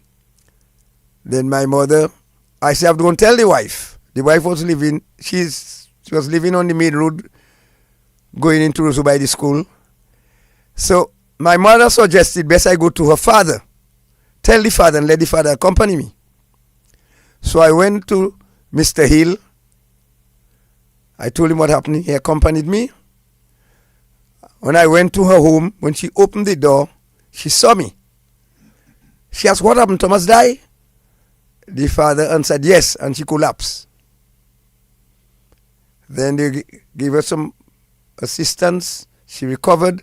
But my mission was to find out from her, in form of the death, and whether she wanted her husband buried in Marigot or Colliho. She told me, Colliho. So I have to try to convey that message to the chief of police. I prepared a letter, gave it to the truck driver, Hiram Charles, living Colliho at 5:30, 6. He left. And I now they told me I have to go back to Portsmouth. So I going down by the bay, I saw the telephone. In those days they had the linesmen testing the phone lines every morning. I saw the phone on the ground by the school. The linesman was not there, he was in a shop drinking room. So I pick up the receiver and I heard the voice of Mr. Mulligan speaking to the officer in charge of Portsmouth. I interrupted and I told him afterwards that the letter I sent, she told me she wanted the husband buried in Marigot, not Colliho anymore. So I arranged now for them to send my clothes by uniform to Marigot to attend the funeral. On the way back to Portsmouth, the crash launch passing, I have the wife and family by the bay waiting for the crash launch. Crash launch passing straight way out. I on the jetty now with a white kerchief, flagging. Then the crash launch turned back, picked us up, and she was transported to Marigot by police transport from Portsmouth. Then they told me I cannot go to the funeral. I have to wait to assist in investigation. So I was left in Portsmouth and they had to send my clothes for me. And I spent about 2 weeks patrolling night and day. And my first night of patrol was a fear. Because the main witness was Ailey George. They sent us out on patrol in the area of the hospital, which was a plantation. We as junior officers were not given a firearm. Just a torchlight and a button, riot button. And 2 of us alone, and he's the main witness. And the man is on the loose, dangerous, a murderer. Anyway, we had to patrol all Picard and so on. Even under the bridges, we had to sleep in the river, including the Pointrong River. So you have no gun then? No, well, when you have a sergeant, he has guns. He has a revolver. But junior officers were not given weapons. So, after 2 weeks or so,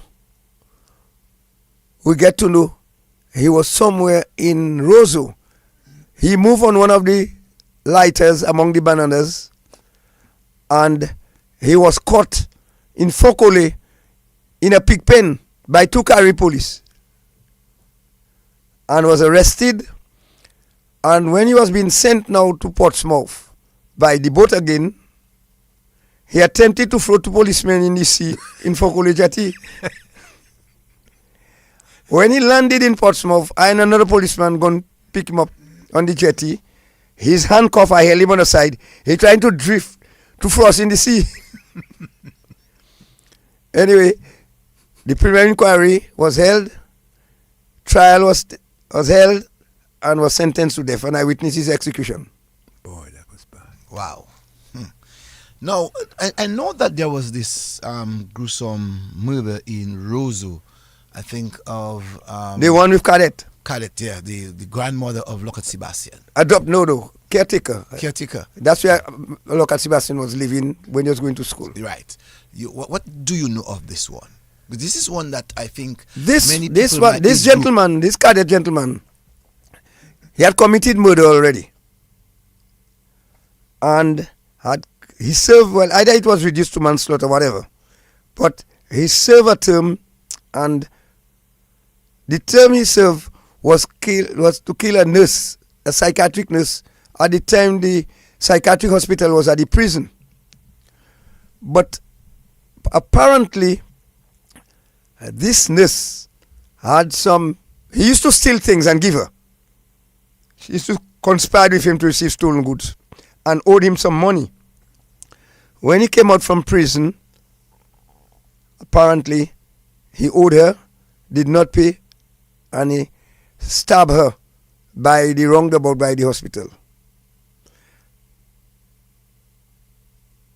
I hope I'm not confusing this one with things mother, with the teacher Luther's mother. No, that's the right person, I'm sure. Okay. Yes.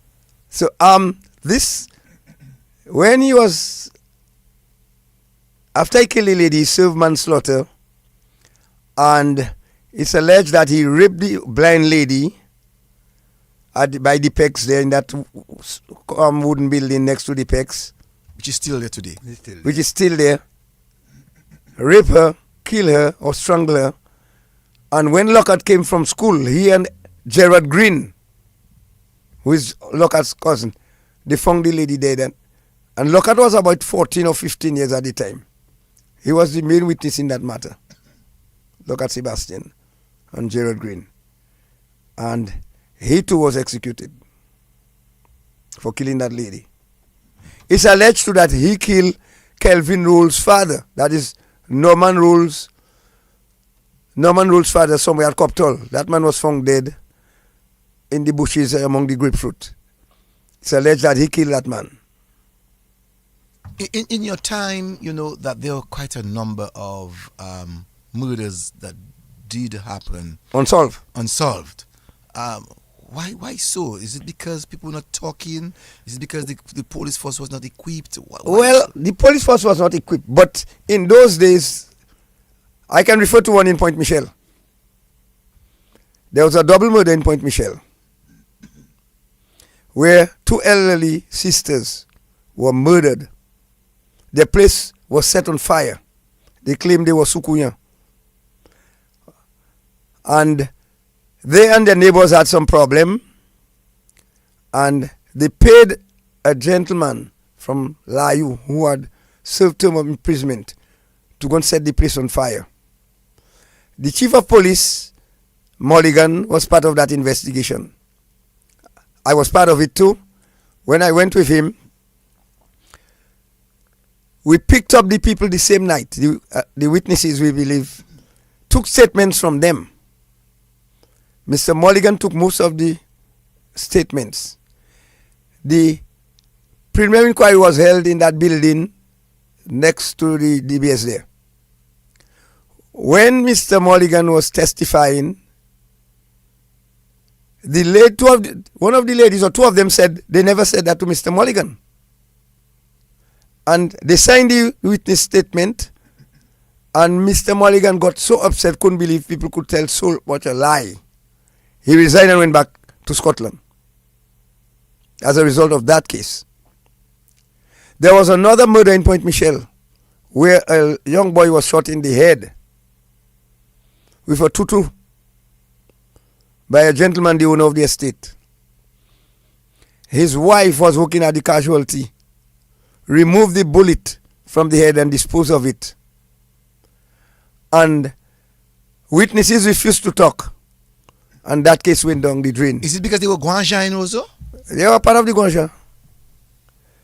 There was another one in Point Michel where a young boy, Christmas Eve, was riding down a bicycle by the church, between the two cemeteries. He was knocked down on the main road, end up in the sea. People saw the vehicle. 4 days later, the body floated and entered the same spot, bloated at the entrance of the road where he think. That's why we found the body floating on the beach. We never get to know who did it. Point Michel is one of those villages, in my opinion, most unsolved crimes. People don't talk. Very interesting. They don't talk. Very, very interesting. Let's go quickly to the telephone. Let's Yeah, see what let's this go, person has let's to go. say quickly. Good evening to you, caller. Good evening, Mr. Sir. Oh, Mr. Luther. Mr. Luther, Yes. Teacher Luther. Yes. I just wanted, good evening, Mr. John. Good evening, teacher. Mr. John, I just wanted to correct you on something you said concerning the death of my mother. She was not killed by the roundabout. She was killed on the way down the road from the prison because she was going to Windward Island tournament at the Botanic Gardens at the time. She was killed on the road to the prison. And I'm sure of that, not by the roundabout. No, I say I'm not sure if it's she that was killed by the roundabout. No, he was on a mango tree and he climbed down and he chopped off. I know the details well. Do you know why? Because he himself told me that. Okay. He told me that himself. Was it Cadet who did it? Yes, he told Oh, me oh. after I came from Antigua. He gave me the story. Right? And all what he said is true. My mother was owing him money, which she didn't pay it. That's correct. All right. Yeah, good night. And you have a fantastic memory. Okay, good, teacher. Thank you. Yeah, everybody's saying that, you know. Everybody's saying that you have a memory- fantastic memory. Let's go back to the telephone quickly. Good evening to you, caller. Good evening. Good evening to you, caller. Good evening. Good evening to you, caller. You'd have to call back, I'm sure. Okay. Good evening to you, caller. Sorry about that. Good evening to you, caller. Good evening. Allô, oui, bonsoir. Bonsoir, madame. madame. Ah, j'apprête, j'apprête. Oui, je l'apprête. Moi, je me suis parlé de la ça fait mon descend là. Ça fait mon sentiment parce que mon pâté, jamais ça, c'était comme ça, je ne gentil, mon parce que c'est is my age group. Et ça, y a des cas que c'est 20. Et puis, aussi, il y a mon carton, c'est un bicyclette, c'est carré, et machin, et personne ne pas jamais vu connaître comment. Non, dis anglais, parce I que don't mon qui understand. peut dire. Dis anglais. I said, I don't know. We never know how that person died. I know the person because my age group, we went to school together. And then they were looking for him everywhere. And really, they found him floating between the two cemeteries. But they were saying they sold him up to whatever I think 2 weeks back we were talking about him. A friend of mine were talking about him. We never know. They come and say they sell him. Now I hearing the policeman saying that he was riding his bicycle on a transport knock him and so he died. Poor Jason, have mercy after so many years. Ou Katan? Ah, God. Hein? Ou ça qu'a fait Lakou? Oui, mais moi bien que tu l'histoire là parce que nous avons parlé de English. I speak in English. I wanted to know really what happened, and tonight I find in the truth. Look is how the fella died. So I find really they have a lot of secret. I know about the fire too in Point Michel too, and about the lady on the road to the prison. My mother that gave us that story. But the lady actually take it on my skin. So he went and he take it on her skin. Boom. Well, I just listening to you all. Well, good story to know what happening in Dominica. What had happened in Dominica. Thank you. And good continuation. Thank you. Let's go back to the telephone. Okay, bye. Yeah. Good evening to you, caller. Good evening. Yes, good evening. I'm calling to compliment Mr. Evans John. Thank you. and this is his daughter in New York. So just want him to know we are very proud of him. He turned 82 last week, Sunday. right? And for an 82-year-old man to have a memory like Mr. Evans John, this is outstanding. So we, his family in the U.S. and in Curacao, we are very proud of him and his message and his memory and his history that he shared with Dominica and the world is very inspirational. And we want to say thank you for hosting this program. Thank you. You have a blessed night. Thank you. Let's go back to the Thank you, telephone. Simon. Good evening to you, caller. Yes. Tell us about the 60-foot tire now. Well, we'll come to that. Yes, we'll come to that. Yes, because I want to know that myself. 64. Oh, 63 yes, yeah. 63 yes, yeah. Thank you. Yeah. So quite a number of persons are saying to you, Mr. John, that you have a very good memory to remember quite a number of things. Yeah. Quite a number of persons are actually looking up. 188 people are looking up at the program at this time. First time in terms of the numbers at that time. That too, the numbers will increase as we go along. Another person said that that you are a very good investigator and hope that the present crop of police officers can learn something from you. You know, and people are just going on and giving kudos to you. I have a friend in St. Lucia who is tuning. I wonder how he got to know that Alex Armstrong Alexis. He said that he's watching as my very good friend. So it means that the program is going leaps and bounds. Good evening to you, caller. Yeah. So Yes? the volume for the callers are too low. Okay, thank you very much. Put them up. Yeah. Yeah. All right, thank All you. right. Yeah. Yeah. Now, Mr. John, the 63 fire. Yeah. What do you know of that? Well, I was working in general at the time. I was working the shift from 10 a.m. to 2 p.m. But prior to that, while in traffic, I charged a James gentleman. My first traffic charge was against a James gentleman who was driving a Volkswagen by the Anglican Church. I charged him for driving one headlamp in the night. He was one of those victims. So that afternoon, I finished my shift around 2 o'clock.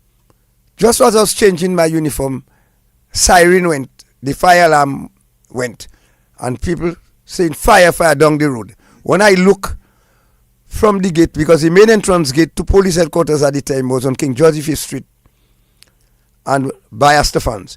When I look, fire down the road and people running all over the place. So we rushed in our uniform, policemen went, but more senior person than the CID. But I know my shift from 10 to 2 in the morning, I had to guard the dead bodies at the hospital. Well, I remember the Mate man. His first name I try to remember. When they brought me to the mortuary and I saw that dead body, only his lips were burnt, only his teeth I was seeing, and his whole body was burnt. And his state was, oh my God. I could hardly keep myself up because the way his body was. Actually, it's Eddie Mate, right? Eddie Mate. Mm-hmm. But then George James was the other James and was sent. I'm not sure if George was sent to Jamaica. But Eddie Mate, I knew him very well, because of a musician, and I guarded that body. Subsequently, they sent in Mr. Victor Luis from Bath Road, was heading the CID and part of the team, investigating team. They sent a detective from Scotland Yard to assist, and Victor did not cooperate with the man. I think he resigned as a result of the presence of this gentleman there. During the investigation, they did a lot of, they did forensic thing in those days. They sent everything to England. But I remember this Scotland Yard man made samples of the sensei, different type of sensei, and used different chemical to burn the sensei to know what kind of chemical was used. And the chemicals the senseis were burnt in the gardens. During the investigation, it's alleged that the chemical came from the lab in the gardens. There was a particular gentleman who came in for questioning, was brought in for questioning. I will not mention his name, but a particular gentleman was brought in for questioning because he was controlling the lab in the gardens. And but the gentleman is dead, so why would you not call his name? No, we can't call his name. he have siblings. He have siblings. Okay. So but when they brought one of the bodies up there, a lady was screaming, I see what happened, I see what happened, I see what happened. Then she was brought to the casualty. Then Abraham Joseph, one of the police investigators, went to question her. And this lady collapsed. I think she had given a statement, She collapsed afterwards, discharged from the hospital, and disappeared from Dominica. She was a Joseph by surname. I can call her name Ina Joseph. And she had connection with some gentleman in Cock Street. And she was one of the witnesses. And she knew. She left Dominica and never came back. But it would appear it came about as a result of rivalry in a garage. There was this Eric Shillingford, who came from England and opened a garage in where Raffle is. That is next to the gas station in Pottersville. That's by the end of the bridge. Yes. The new bridge. It was called Shillingford Garage. They were servicing more Vauxhall vehicles. Eric Shillingford was in charge of that garage. And then Loverty was part of his team. Loverty, who just recently died. Yes. He was part of that team. They had and Eric Shillingford was Julian Giroux's eldest brother. And his mother was Ma Giroux. Mr. Giroux was not his father. But he was Eric Shillingford, but he was part of Loverty's group. And they prepared their sensei in Boys Avenue at the back of Maguire's place. That's where they were lying in. That was their group. And they were rival garage persons.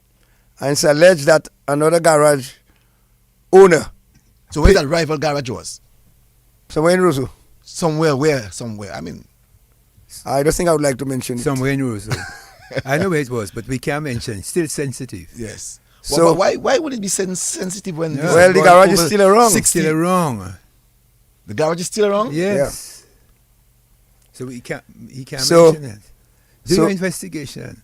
So there was this rivalry and serious competition with this guy coming from England with all his expertise, open a new garage. So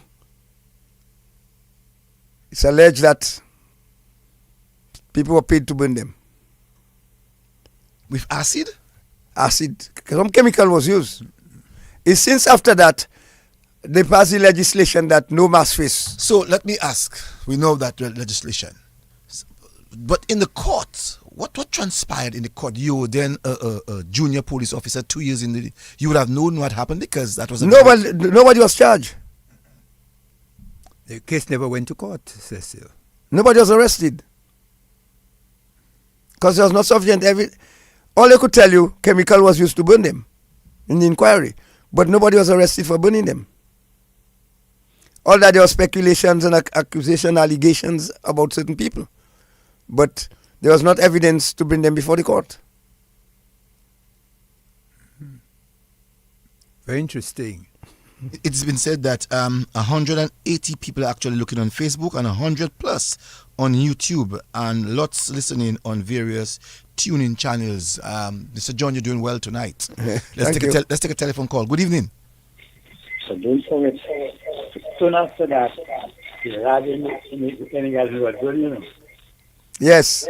The lab in the garden was set on fire. All right. Okay. Thank you. So soon after that, the lab in the gardens to remove more evidence. Yeah. That's what you think it would be? Yes. Yeah. Because it was alleged that the person who was, I don't want to say part and parcel, actually worked at the gardens. It's alleged. It's alleged. Good evening to you, caller. Hello, good evening. Good evening. Good evening. I am calling in connection with the police Thomas, who was trapped and was buried at Marigot. I think, from my understanding as a young girl, there was a lady who was 2 months pregnant for him, and this child became a policeman. He's carrying the Thomas name, and his family is in Marigot, and he goes to see them. I believe he's that same man. So this policeman never knew his mother, but in front of me, His father. never knew his father, sorry. But in front of me, the mother told him that they chop up his father and so on. She was 2 months pregnant. And this policeman served in the police force. I think he just retired, or he's on pre-retirement leave, something like that. Oh, that boy became a policeman. And he's a Thomas. Okay. You hear that, Evans? Yeah. Thank you. Very sad. Yeah, I know. Thank you. Yeah. Anyway, Faustinus Thomas. I know Faustinus. Yes, Faustinus He's my just. I think cousin. he just retired. Just retired. Yeah. Yes, he just retired. You're correct. He was on the base, I think. Yes. So I'm glad I heard the story about his father. Yeah. Police base. Yeah. All right, and maybe he too is glad to hear about the story of his father. Yeah. And his mother always told him, but now we are hearing some more aspect about it. Okay, thank you. Yeah. All right. All right. Mr. John, talking about that, you're doing quite do a you lot. Do you know another Thomas was killed in Portsmouth? Father Thomas' father Yeah. was murdered in Portsmouth too. You were police at the time? Yeah. As a matter of fact, Ben's Bontiff was arrested and charged for killing Father Thomas' father. The trial took place in the building there. He was acquitted, and big demonstration supporting him in Rosoino. Supporting who? The guy for killing the policeman.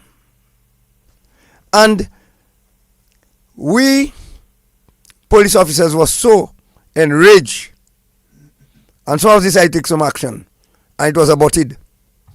Let's go back to the telephone. Good evening to you, caller. Hi, good evening. Good evening, my good friend Vado. Hi, Mr. John. Yes, ma'am. Good evening. Good evening, Vado. Yeah, I missed you. I didn't see you at in church again. More. All right, next time you'll see me. Okay. But Mr. John, you have a very good memory. Thanks. Brain. Yes, madam. Do you remember we have read up Mr. Evans in Rosso? Well, he was But part. yeah, you are a bad policeman. They used to call him. He was part of the Dirty Dozen. They used to call them. No, he was. No, yes, he was part of the Dirty Dozen. I mean, I haven't come to that part yet. The Dirty Dozen. I haven't come to that part. We are going to bring that. You have to run. When you see Mr. John and you see that guy died, Joshua. Joshua James. George, what? And Blanchard. And Blanchard and all of Right, them. well, that will be another part. We're not there yet. Used to cover us, Yeah, 12 of you them. young girls, what day when you see Evans guns come in. But you're playing I can't radical. forget that, you know. Every time he gave me a Vado, You're playing Black Power. your mother used to tell me check you because you misbehaving. Your mother used to say check you because you misbehaving. Yes, and my uncle. Yeah. Clem Lawrence. Right. You're playing Black Power. was, yeah. And when I was afraid of you, when I just tell myself that all time. When you used to stand, One person I was afraid of, you know. when you used to stand by your father by the market, by the shoemaker. Oh, you know her father, Evan? Of course. And my mother. And my mother, if I go by my father, they send in Evan John for me and my uncle Clement. So, and little girl 13, I afraid of me, but I going back home because I trouble. My mother used to tell me, Evan John, how I trouble Tom. I was afraid of you. I can't tell him that I'm still. I can't tell him that. How much I was afraid of. When you see, and my mother used to say, Mokale, Chaplain, Johnson, Mao. Kapise. And by the time I hear his name, I am afraid, you know.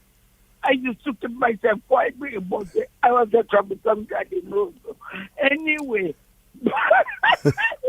But children not afraid of you all anymore. But anyway, you have a very good memory, Mr. John. Thank you. I'm going to come back to church, Yes. because I missed you. Okay, Vadu. Okay then. Yes. Thanks, Vadu. Okay, Yeah. I'm listening. Yes, Vadu. No, Mr. John. The 63 fire. People still have their mouth locked up. They know who did it. But why? But there was fear. If it was me, you would say it's me. No, unsolved murder. Because unsolved. unsolved? Yeah, unsolved. Do you call that unsolved murder? Oh, yeah. Well, most of the people who really think they pass, They died. Mm-hmm. And Most yet people are still locked up. Yeah. Let's see what the person has to say. Good evening, caller. Good evening to you, caller. Sorry. And you know, that is really strange. What about the 1964 fire on Great George Street? Which one? The one where you had Madesh building. It's on Dimash Gua. King George Street. Yeah. No, Great George Street. Sorry, Great George Street. Next to the old Rosa Boys School or the old grammar school. At that time, there's the old grammar school. You can't remember. Not where Madesh lives. Oh, you're talking about Pablo? Pablo. Oh, Pablo's yes. the one in the Great George King George's Street and Great George Street. Great George Street. Yes. And Independence. No, Great George and River Street. River Street. Where Pablo lives. I can't remember that building. No, not the building, but that entire area had some long houses, got burnt. Well, you can't remember that. I can remember this one. I just wanted to know about it because I was in that fire. No, so I can remember this one. Where Pablo living? Yes, I can remember this one. Yeah. No, Mr. John. In those days too, we hear quite a lot of unsolved rape issues that was around. What issues? Rape. You know, there were guys that people were scared of because they said that they would have taken. What are the stories? People like Ruben, Howlin. The girls were afraid of them. You saw it is to call Ruben's name? Ordinary no, guy? Ruben is dead. I can tell you. No, but the others are dead. No, but this one is still... No. But Ruben have what siblings? All right, okay. You know? Yeah. But people like Ruben, these guys would rape the girls and threaten if they make report to the police, they'll kill them. So the girls were afraid to make report. But this same Ruben, he assaulted 3 girls. These girls were from Petit Savan and they were working in a restaurant on Queen Mary Street or Independence Street, close to the bridge where this lady selling the animal feed. Fevrier. That big building there was a restaurant. And at the time, police headquarters was under construction and CID was at the entrance of Windsor Park. And they made a report that, look, Ruben beating 3 girls. So I took the police vehicle and another policeman and we drove down. We drove down Hillsborough Street. And just opposite Jay's is, the driver pulled the free-ton truck there. Ruben is beating the girls, and the driver is afraid. So when he pulled the vehicle alongside, he jumped off and ran. I left the vehicle in the middle of the road, and I chased him here. And the other policeman, they called Jackson, we chased him.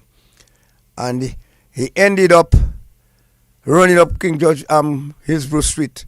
By National Bank, he entered the coup going into River Street and got blocked. And by then, we were able to hold on to him.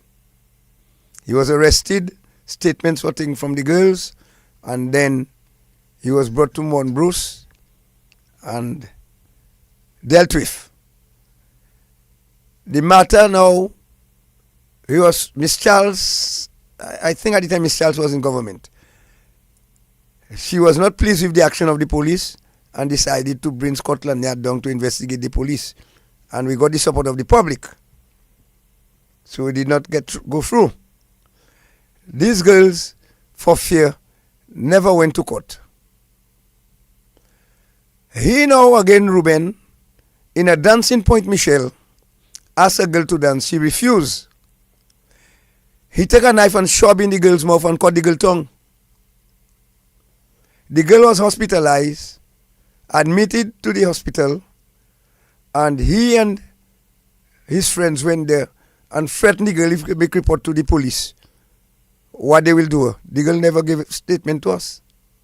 So he got away with that. So in those days was fear by those rapists. After they commit their act, would intimidate those girls and they would be afraid to make report. It's not like what I'm hearing now. Parents are paid. In my days, the girls were afraid. And what about guys who would have gone under power and stay in the bushes and do certain things? Yeah. And you know, well, you know one of them, he died too. Yes, he died. The John Baptist one. Yes. He died from Bath Road.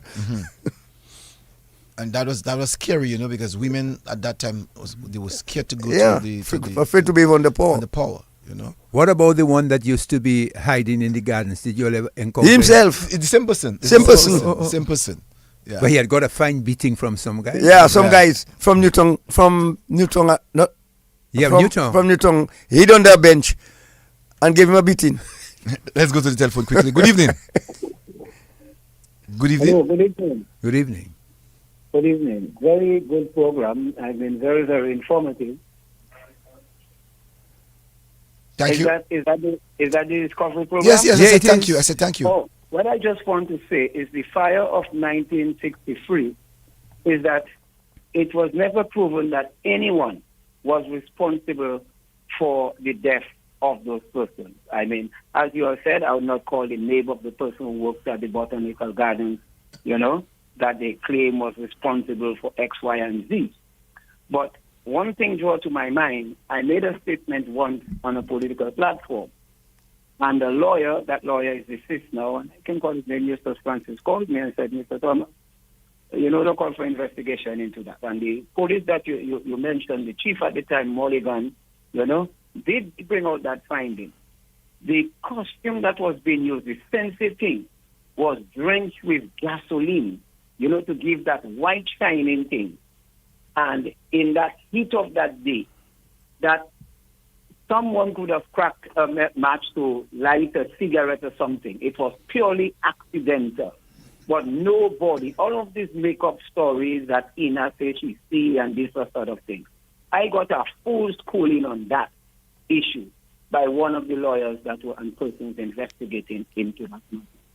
You know, so I think a lot of persons, I can mention names, I mean, like Mr. Mali, Frampton, and other persons were, you know, I mean, made to suffer, you know, just because people place accusations on them as being involved in other persons, blah, blah, blah. But such was not the case. That was purely accidental, and no one. So can I ask you the question? It looks as if you can say it was purely accidental. It means that you would have been wrong. The law, I was Eustace, little Eustace, boy in that time, and right? I tell you but, my source of information. no, but I was saying to you, Eustace Francis, at the He was time, a sentiment too. right? So how could he say it was That purely all the fellows accidental? were sentiment. So hold on. You're saying to me that the senses were made of what gas? Yeah, they wash them with No. gasoline. What they used to do, they used to take that rope and they used to soak it in gasoline. Mm-hmm. You know, to give it that white shine. The more you soak it in gas, so that have all of that little residue of that gas in it. So that now would be easily, it was highly flammable. So you crack a match close to that, even though the gas would have evaporated, that thing itself was thin. It became almost like a nylon plastic thing and would catch. It was highly flammable. And that is what actually happened. You know, all of those stories and it's to sit down and hear the full story. I cannot lay hand on some of the little notes and little clippings that I have from. But from I have that seen day. but I have seen documents from the court that says contrary to what you say. But anyway, that's your vision. Boss, I would hate to disbelieve what you say. You understand me? But I know what I have seen, what I have been told by different persons on that same subject matter. Okay. And when we meet in person, I will tell you. But I want to compliment Mr. John, you know, for his years of service, you know, pure dedication, and I wish we have that high level of policemen today. Of course, I want to say on the statements and the comments that he gave on execution, why it was, I mean, we can say it's gruesome X, Y, and Z, but, you know, I mean, any law without penalties, you know, will lead to a breakdown in society. The only thing why I would discontinue execution is because it appears to be selective. You know, it appears to be selective, and that is my only reason. But people who actually carry out brutal and gruesome crimes should face the death penalty. But as I said, because of the selectiveness of the law, whereas the law, execution of the law should not be selective, I tend to go against any execution. But I'm listening. Interesting program. Thank you very much. Thank you very much for your information on that matter. Now, Mr. John, as we continue, in the 70s there was a critical period in the 70s. You became a police officer in 1961. Yeah. You would have seen and witnessed quite a number of things as an inspector, but more so one who was trained as a CID officer. In the 70s, help us to have a greater understanding as to what was going on with young people who were finding themselves in the bush. You mentioned about training. When you reach the rank, or before you reach the rank of inspector in my days, you were given a lot of training. As a matter of fact, I was trained as a detective in Jamaica, as a constable. When they get my report from Jamaica, I was only a corporal for 2 years, and I became a sergeant. In 1973, I was sent to England with 3 other police sergeants. There were 25 of us from the Commonwealth in England. There were guys from Botswana, Nigeria, Brunei, and the Caribbean. I came number 7 out of the 25. And when I returned to Dominica, a year later, with my report from England, I was promoted to the rank of station sergeant, which is which was the rank between sergeant and inspector. And in the 70s now, we had the uprising in the 70s of the Dread uprising. And I was second in command, but before that I was trained by the British in Tortola in paramilitary. I in Burnaby in 1977. So then before that we had the SSS, not the SSU, SSS, who were dealing with the Dreads, and I was second in command under Inspector Skerrit James, Joshua's eldest brother. I was the second in command, but I was a sergeant. Before you continue there, how did Skerrit died? There was by accident by another policeman, on a way going on an operation in Kulibistri. He was shot in the back, and he died in Jamaica. Okay. So this policeman was suspended for 2 years. I was chairman of the Police Welfare Association. I complained about his suspension and why there is not been concluded. They detailed me to investigate him.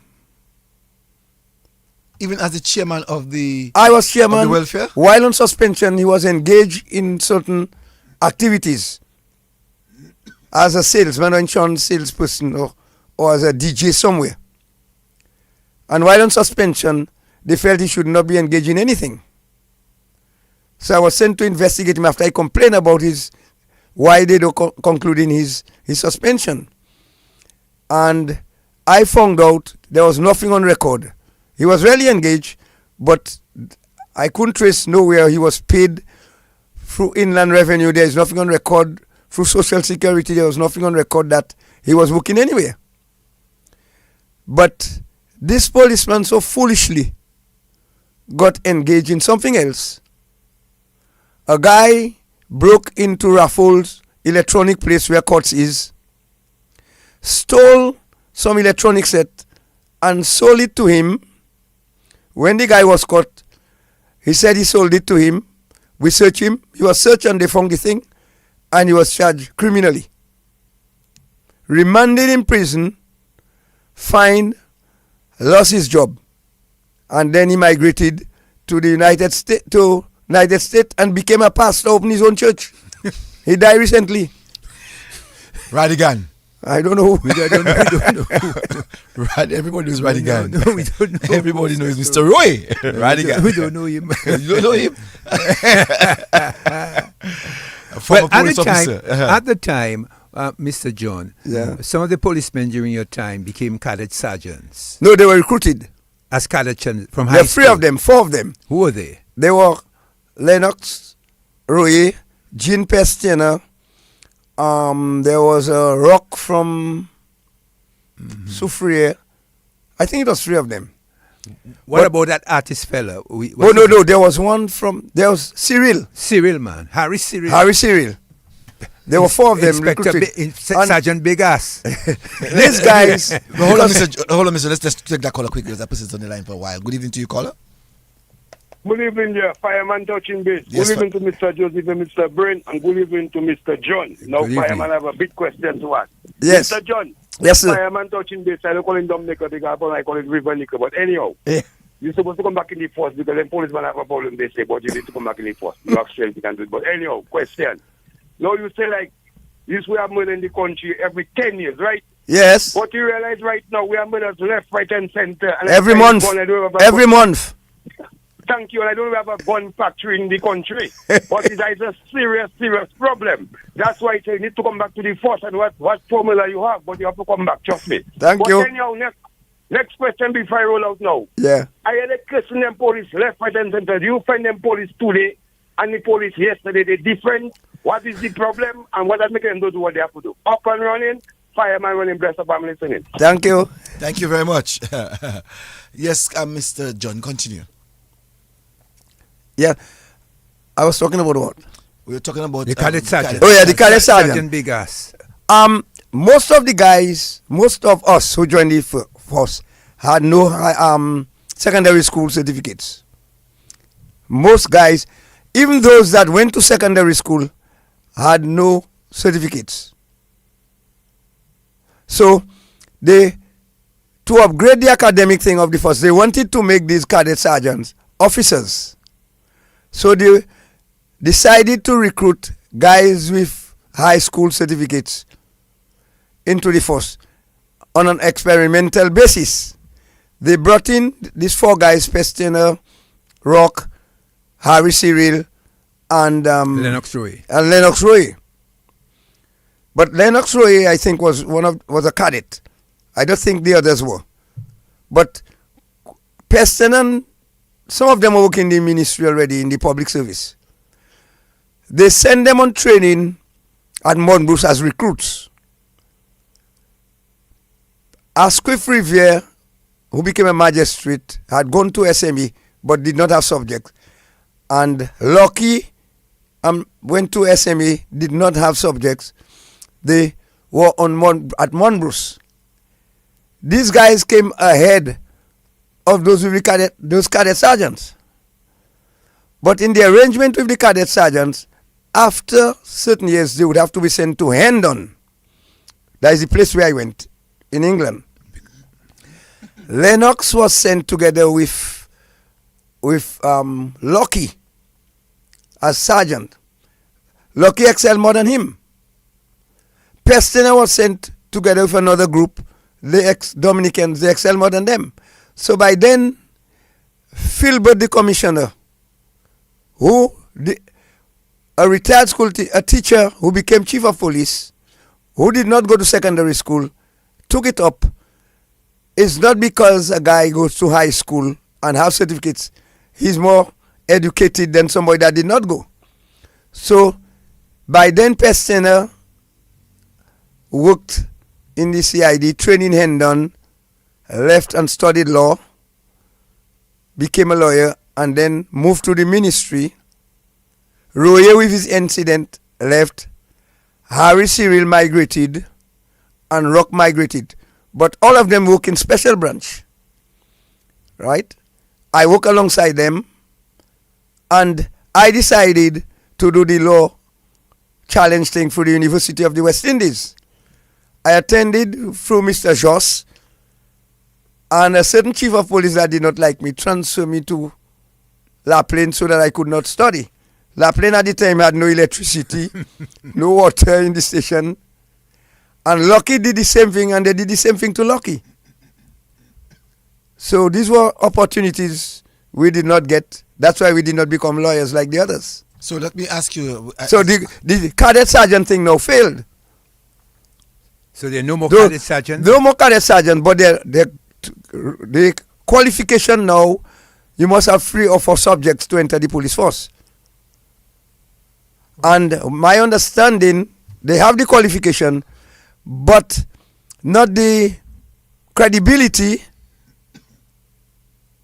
to enter the police force. They don't do background check on you anymore. So you might have 7 or 10 subjects enter the police force, but you have a bad character. Let me ask a bad reputation. Let me ask you a question, Mr. John. Long ago, to be recruited as a policeman, you go out to the community and yes, you do background check. Background checks. What is your understanding about that activity now? I don't know what's happening now. Do they check? I don't know. Well, he said he don't know. So let's go. I do not know. I just ask him the question. No, I do not know. I do not know. No, let's go now. I was asking the 70s. We saw the break of society in the 70s among young people, both men and women. Yeah. Young men, young women. Tell me, what did you all from the rank of maybe corporal did in trying to get these young men and women into a proper setting of understanding the society? I did not pick up this question. I was saying to you, right, in the 70s, we saw young men and young women becoming more self-conscious about blackness. About what? Their blackness. Black power. The black power. Oh, right.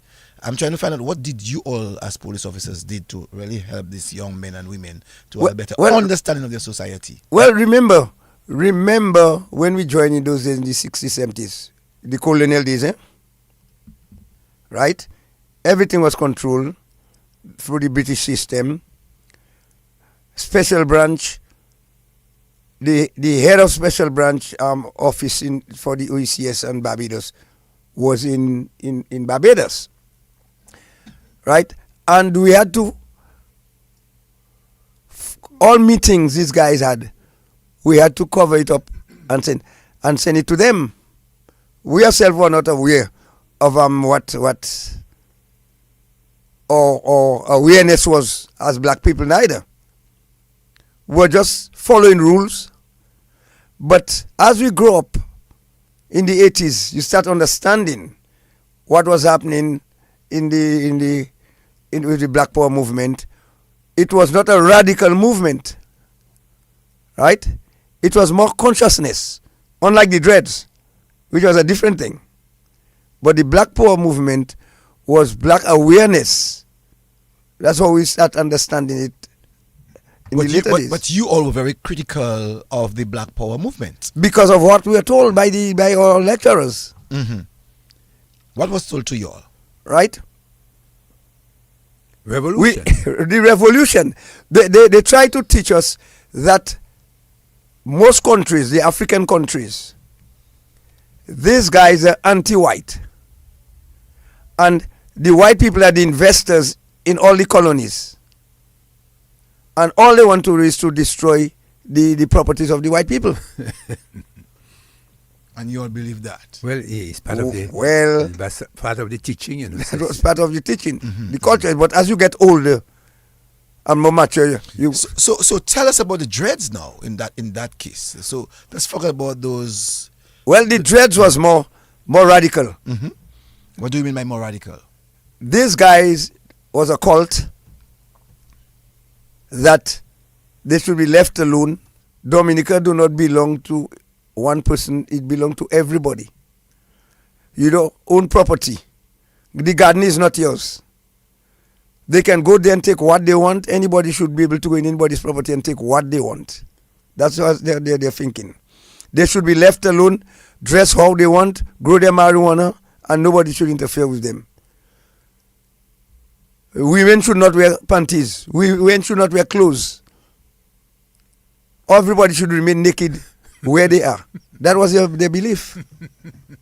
And man mustn't drive iron. And man must not have television, radio, motor car. Mm-hmm. You must not wear shoes. You must not walk on the pitch road. You must walk on the dirt road. That was their thinking. Mm-hmm. So if you have a vehicle, they would burn the vehicle. Right? They go in your garden, they harvest how they want. The banana plantation don't belong to you. So they were going to harvest what they want, what they want, how they want, run away the farmers. So how did you all deal with that? Well, you were top at the time. You were inspector, big man in the well, to be honest, when that came about, the government of the day brought instructors, police instructors from Jamaica. 7 of them to train us in the hills to deal with Dreads, Rastafarians. So we were trained by Jamaican soldiers, police, paramilitary police and soldiers. Were the farmers afraid to go to the farm? Yes, farmers couldn't harvest. They kill a few farmers on their plantation. So how did you all deal with guys like Pocosion? Well, because legislation was implemented, supported by Parliament. Parliament, yeah. And whatever action we took was justified. So tell us about a little bit about some of the actions that you all would have taken, especially in those days. People were being terrorized by Pocosion, by Mal. What's this guy name in Portsmouth? Tumba. You know, I mean, before you answer, Tumba kidnapped you. Yeah, let's go tell it. Good evening. And tell Mr. John Palmer, do not discuss Dread and Rasta. Well, he didn't do that. Yeah? He didn't do that. Yeah? He was very clear about the Rasta and he was very clear about the Dread. Okay. Yes. Right. Thank you. Yeah. So yes, Mr. John. So tell us about this notorious guys: the Mal, the Pocosion, the Tumba. Well, the first one was the Tumba. Eh? Mm-hmm. Well, you had these three groups. You had Mal controlling the central zone. You have Pocosion, the southern, Granby area. Then Tumba, the north. They were the leaders of the three groups. Mm-hmm. But the whole thing was initiated by Tumba. His name was Ashley Garraway. He escaped from prison in Antigua, along with some Antiguan prisoners. And then the prisoners in Antigua were shot dead. He came to Dominica with a lady called Hyacinth Francis.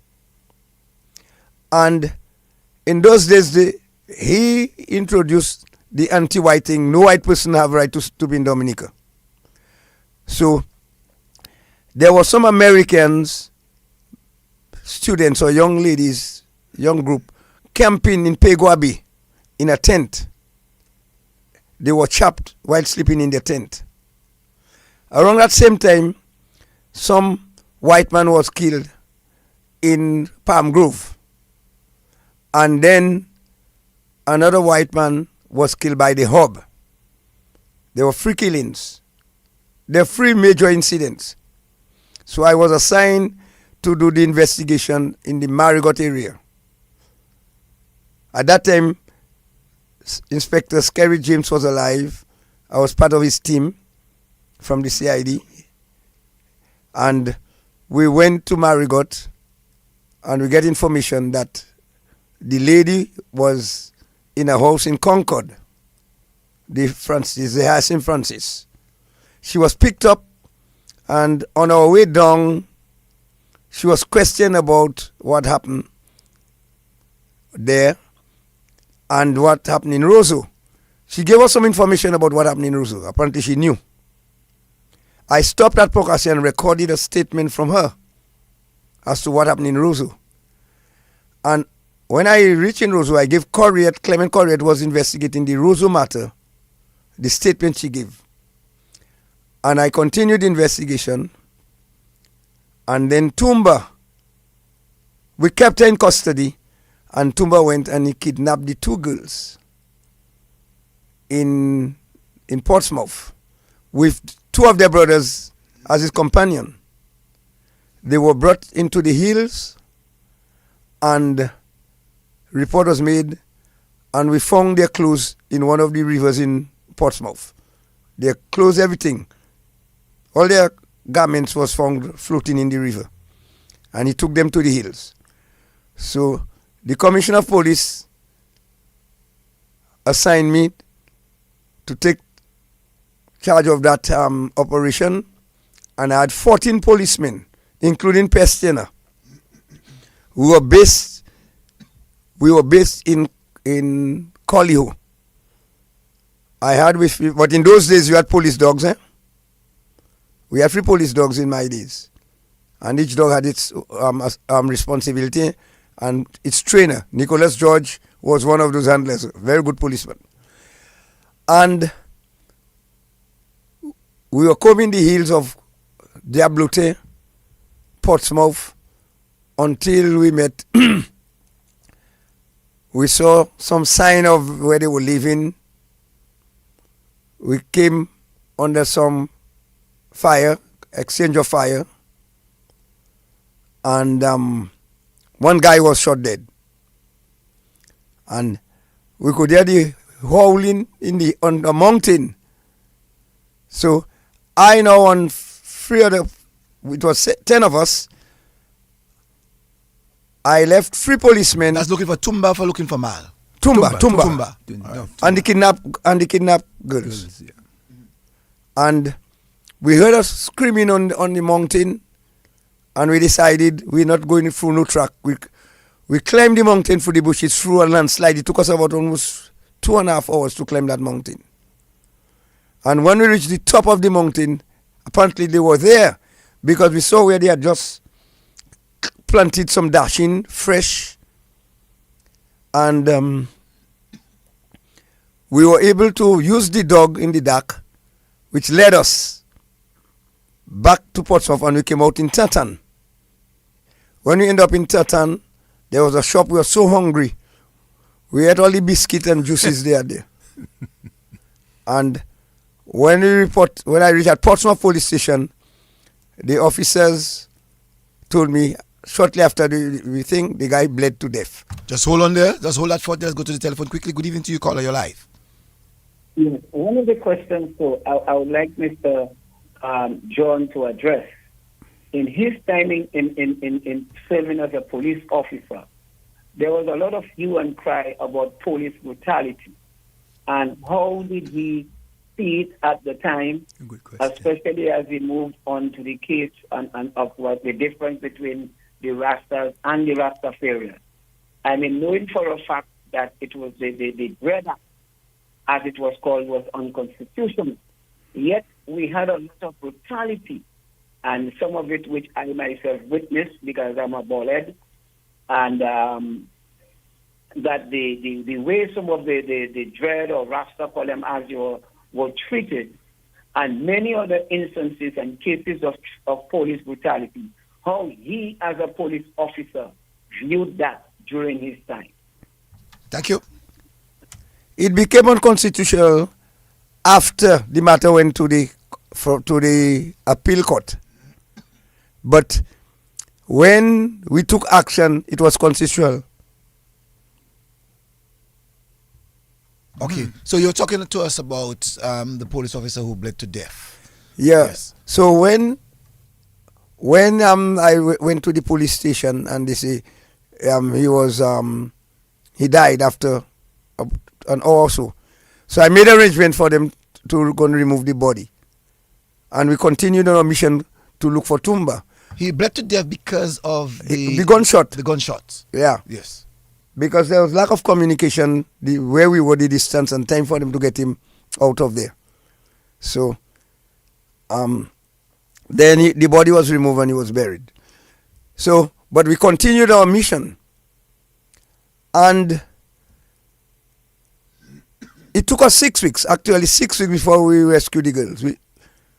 But every day from Collio base, police station base, we were going out every day for 6 weeks. Coming back 11 o'clock in the night, I would rotate. I would always be foreman behind. So I would be able to rotate the men.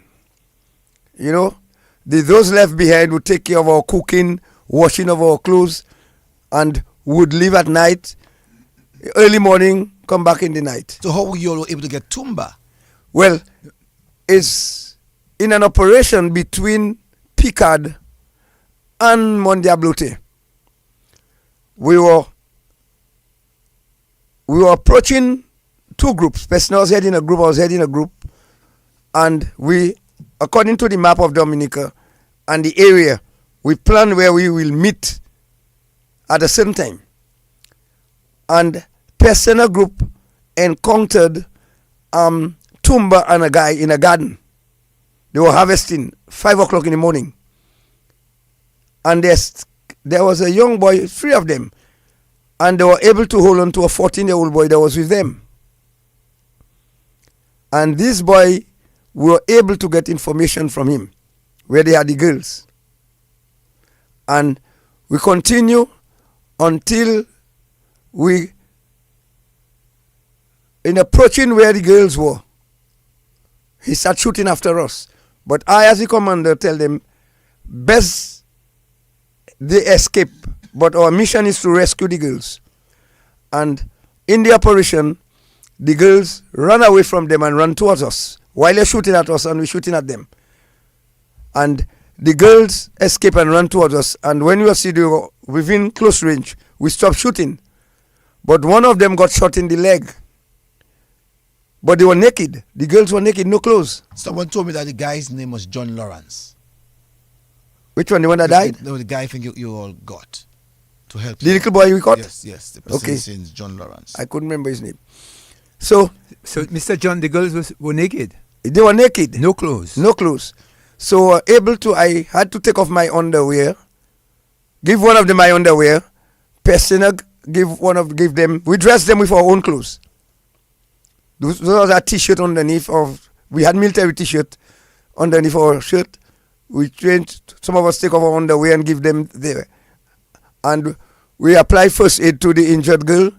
Well, I remember PLU and Nicholas George was with in my group. And they carried the injured girl. But we had radio communication and we brought them at Picard. By then there were more than 200 people awaiting us on an ambulance there. But Tumba escaped. We rescued the girls, and the girls were hospitalized in Portsmouth, kept in the hospital under police guard for a month. And we continued until we started catching them one by one, and Tumba was left alone in the forest. And he couldn't stay alone. Finally ended up in the boathouse, in the banana shed in Portsmouth, and was shot by the Portsmouth police. On his way to the hospital, I understood he asked whether I was alive and he would like to talk to me. I went to the hospital. When I reached at the hospital, he was unconscious and he died at the hospital. So you never had a chance to talk to him? No. And what he wanted to say to me. And what about, I know that you were very much involved in the situation with Mal. Mal again, Mal and his group decided to no vehicle should pass in Bells to go to the airport. Shot at those taxi drivers, held up taxi drivers, and decided. So we mounted an operation I mounted an operation with 40 men. 40 men. I sent 30 on 2 dumper trucks via Portsmouth, lying in the vehicle, and 10 of us walked from Pokasi to Bells. Just hold that Bells area. Someone is on the call. On the phone. Sorry, I just want to find out what the person wants to say. Good evening. Yes, I've been listening a little while now, but I lose somewhere. I get mixed up somewhere. What was the defense force doing within this time? The person wants to know what the defense force was doing within that time. Because I can recall we had defense force. Yeah, there were joint operations with defense force and police. It was joint operation between defense force and the police. Oh, joint. Oh, thank you.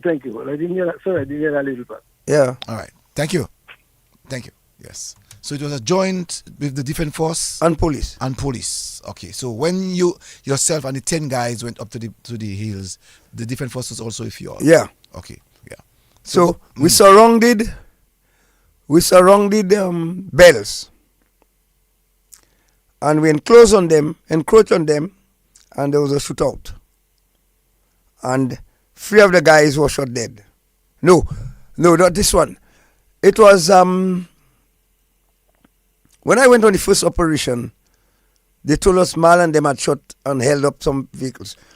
The first operation was 4 o'clock in the morning in Penrice area, where they cut a road to go inside before you go down to the Penrice River. And we saw where they slept, or there were some activities there, but they were not there. At that time, I had that guy Regis, the defense force in my group. Mr. Barnes was in charge of the command. I told him I did not want Regis because Regis was too slow in responding to instructions. He said he'll change him the next day. So then we got information that Mal had moved from Bells to the Cassibrus area. So I told Mr. Barnes I do not want Regis because Regis is too slow in responding to instructions. He said change him the following day. So we went up where the health center is at Bells. Through the hills, we had a forest officer they call Watson, who said he knew the forest. And I offered him a gun. He said he's a Christian, he's not carrying a gun. So he was with us. And going through the hills, when it was around 12 o'clock, we do not know where we were. He said he do not know the area. So I was able to use the map and the compass and set up my trail. And then around 1:30, traveling through the hills, I saw where somebody or someone, they caught some cocoy or whatever. But there were people in the area, in abandoned garden. So I alerted the guys, be on the alert and so on. In approaching tactically, I heard a gunshot. And I give instructions. And we go down. They start shooting again. We advancing, they shooting, we advancing. Until they were charging into us. A bullet took my cap and put it on a tree. Then a bullet took your cap? Yeah. That means you were shot at? I was shot at. Uh-huh. It took my army cap. from my head. And what No. you got frightened? What was the expression at the time? Well, I'm at war, so you have to try to defend yourself. But by then now, I had Mr. Watson in front of me, guiding me. He attempted to run. I had to lie down on him and keep shooting. And I remember now, Angelo Allen was in my group as a policeman. He fainted. Angelo Allen? Angelo Allen fainted. Hang on. Bad Angelo Allen? Angelo Allen fainted. Too much fire? I don't know. But he claimed he was in the defense force in Antigua. And he wanted to be in my squad. So that's Angelo Allen is listening, you know, and he's watching. So I know he'll say fainted. something. Angelo Allen fainted. He fainted. No, I get one on you. You faint. So anyway, we continued the operation and we advancing. As I advanced, the first gunshot was the defense force man. He went ahead of us, not following my instruction, and he was shot dead. 217 people actually looking on and listening to you on Facebook. Then Thing was shot dead. He was the first gunshot at the side of his face. And guys was shooting at us and advancing at us, and 3 others were shot dead. And then 3 others, 3 of your men or 3 of the other side? 3 on the other side were shot dead. But by then there was a group across the river shooting at us. We were just in the barrel of the gun behind stones, but you couldn't see the bodies. Even though we were shooting at them, they were behind heavy stones on the other side of the river. So I had to ask my men to withdraw. We take the guns from the guys who had guns, including our guy, and left the dead bodies and withdrew. And I had to use my compass, retract our trail, and end up in Cassie Bruce stretch, 8 o'clock in the night. And we reported to Cassie Bruce police station. They sent transport for us. And the following day, 25 men were sent, policemen and defense force were sent to remove the dead bodies. And you all never got Mal and his team? We didn't get Mal on his team. But you got free, you shot 3 guys? Yeah. But then now, the struggle continued when Mal regrouped in Bells and started blocking traffic. Yeah, I remember that. Right? He got enraged because his men were shot dead. He decided to take revenge now on civilians going to and from the airport. And we had to surround the whole village, and 3 other guys were shot dead. And then that's how the whole thing was resolved. And Mal kept on the run alone, and he died about 2 or 3 years ago. Just about 2 years ago. As a matter of fact, I was trying to get in touch with Mal, and 2 weeks before, Mal would have agreed, because I was speaking to his wife all the time, and I spoke to him too. And they agreed that they would come on the program, and then 2 weeks later the wife says to me that he was ill, it was not possible. So I never got the story of Mal on the things that he would have encountered if people like yourself, Evans, and your squad. Yeah. No, But he was buried and moved across. Yeah, we have a big funeral in Bells. In Bells, he was. Yeah. Do you know on the hillside in Bells? In Bells, do you know he was transported? His coffin was transported by river on a rope. On a rope. The river was heavy. Yes. That's to tell you the type of man he was. Yeah, he was well admired in his community. Yeah. No, and you never had a chance to see Mal face to face. After that? Yes. Yeah, you ever saw him? Okay, before that, before Mal get into the hills, I knew Mal as an operator. He did my foundation at my house. What? You frightened me. Yeah. He did the foundation and prepared the foundation of my house. Yeah, he cut the road for my farm. He was a bulldozer operator. I know he was a bulldozer operator because I had an interview with his niece who lived in Kenfield. Very good. She was a Rasta woman. Very good bulldozer operator. Yeah.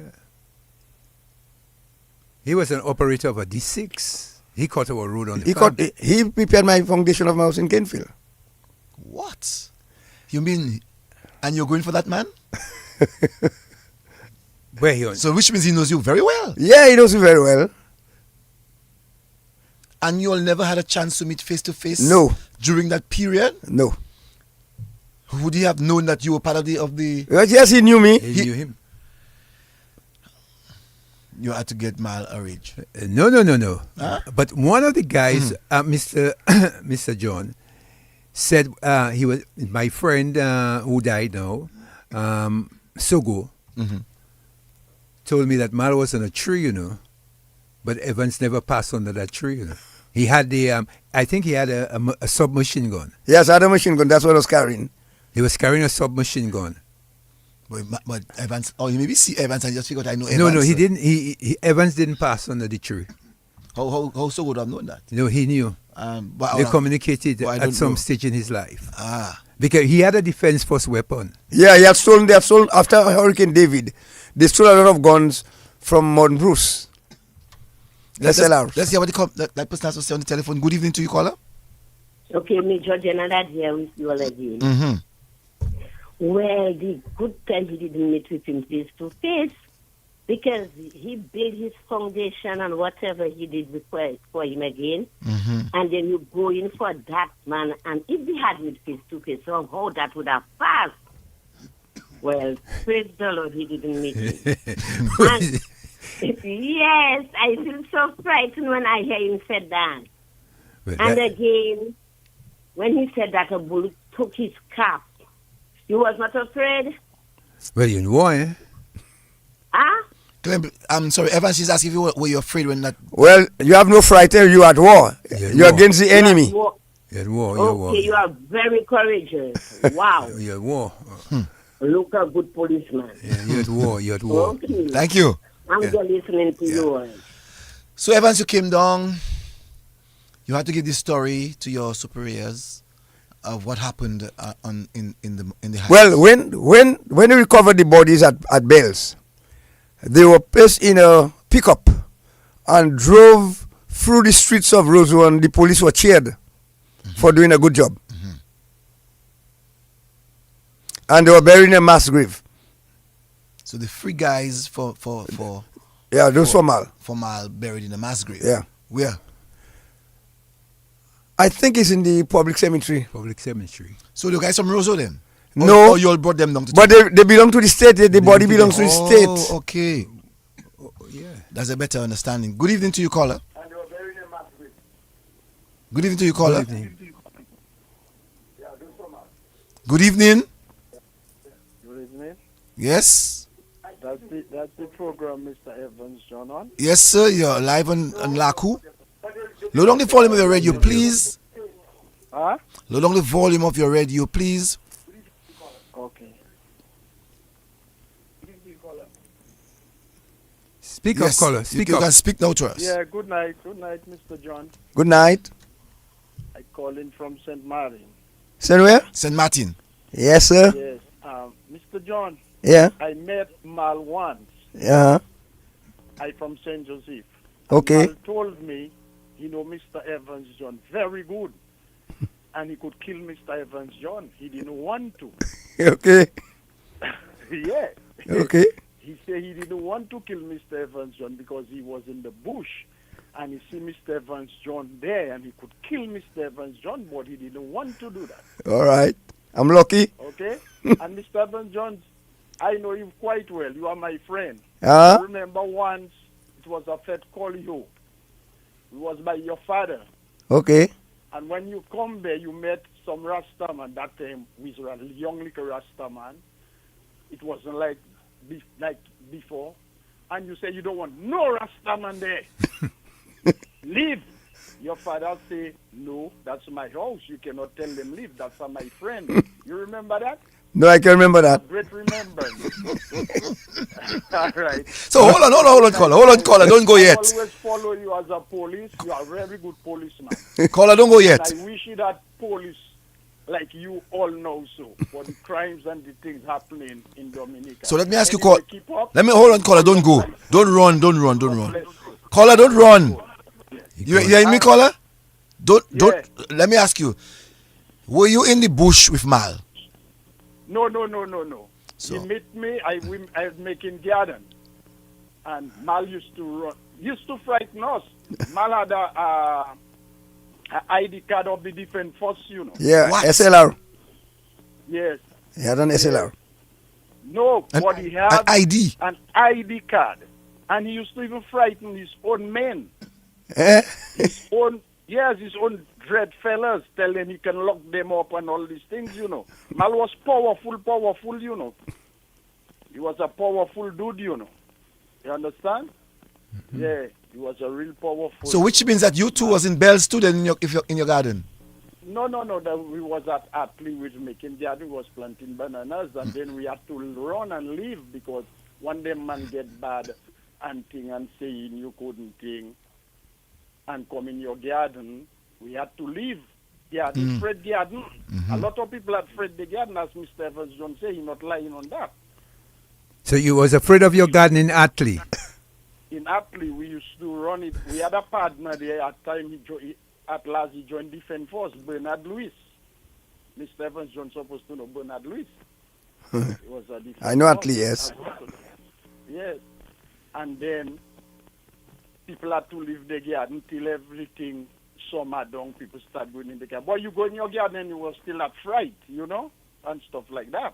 Because the Defense Force, the dreads, and then fellas, they used to navigate gardens. If they pie clothes, they have the pie clothes on them, and yourself, you go in garden and you trembling, you afraid. Sometimes you telling your parents, why, we don't go in garden today, we don't go in garden because the dreads in the thing till they pass a law. You have to start from your garden for a time, leave the police do their duties and stuff like that. But when Mal end up come and they talk to him for him to bring down his arm, a priest, I think, some priest, talk to him and tell him he have to bring down his arms and thing, and so then he bring down his arm. And he was cool. He was talking to people, meet people, even on the radios he was talking. And then they hold him back, put him in prison. And when he come out prison, I heard. He come out from prison, then I heard he died. Yeah. Okay.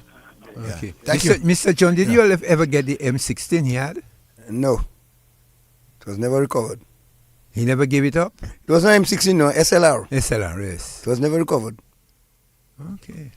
No, Evans. So we dealt with Pocussion, we dealt with Tumba, we dealt with Mal. Pocussion. I never had direct confrontation with Pocussion, but Pocussion was part of the group that kidnapped Honeychurch. Mm-hmm.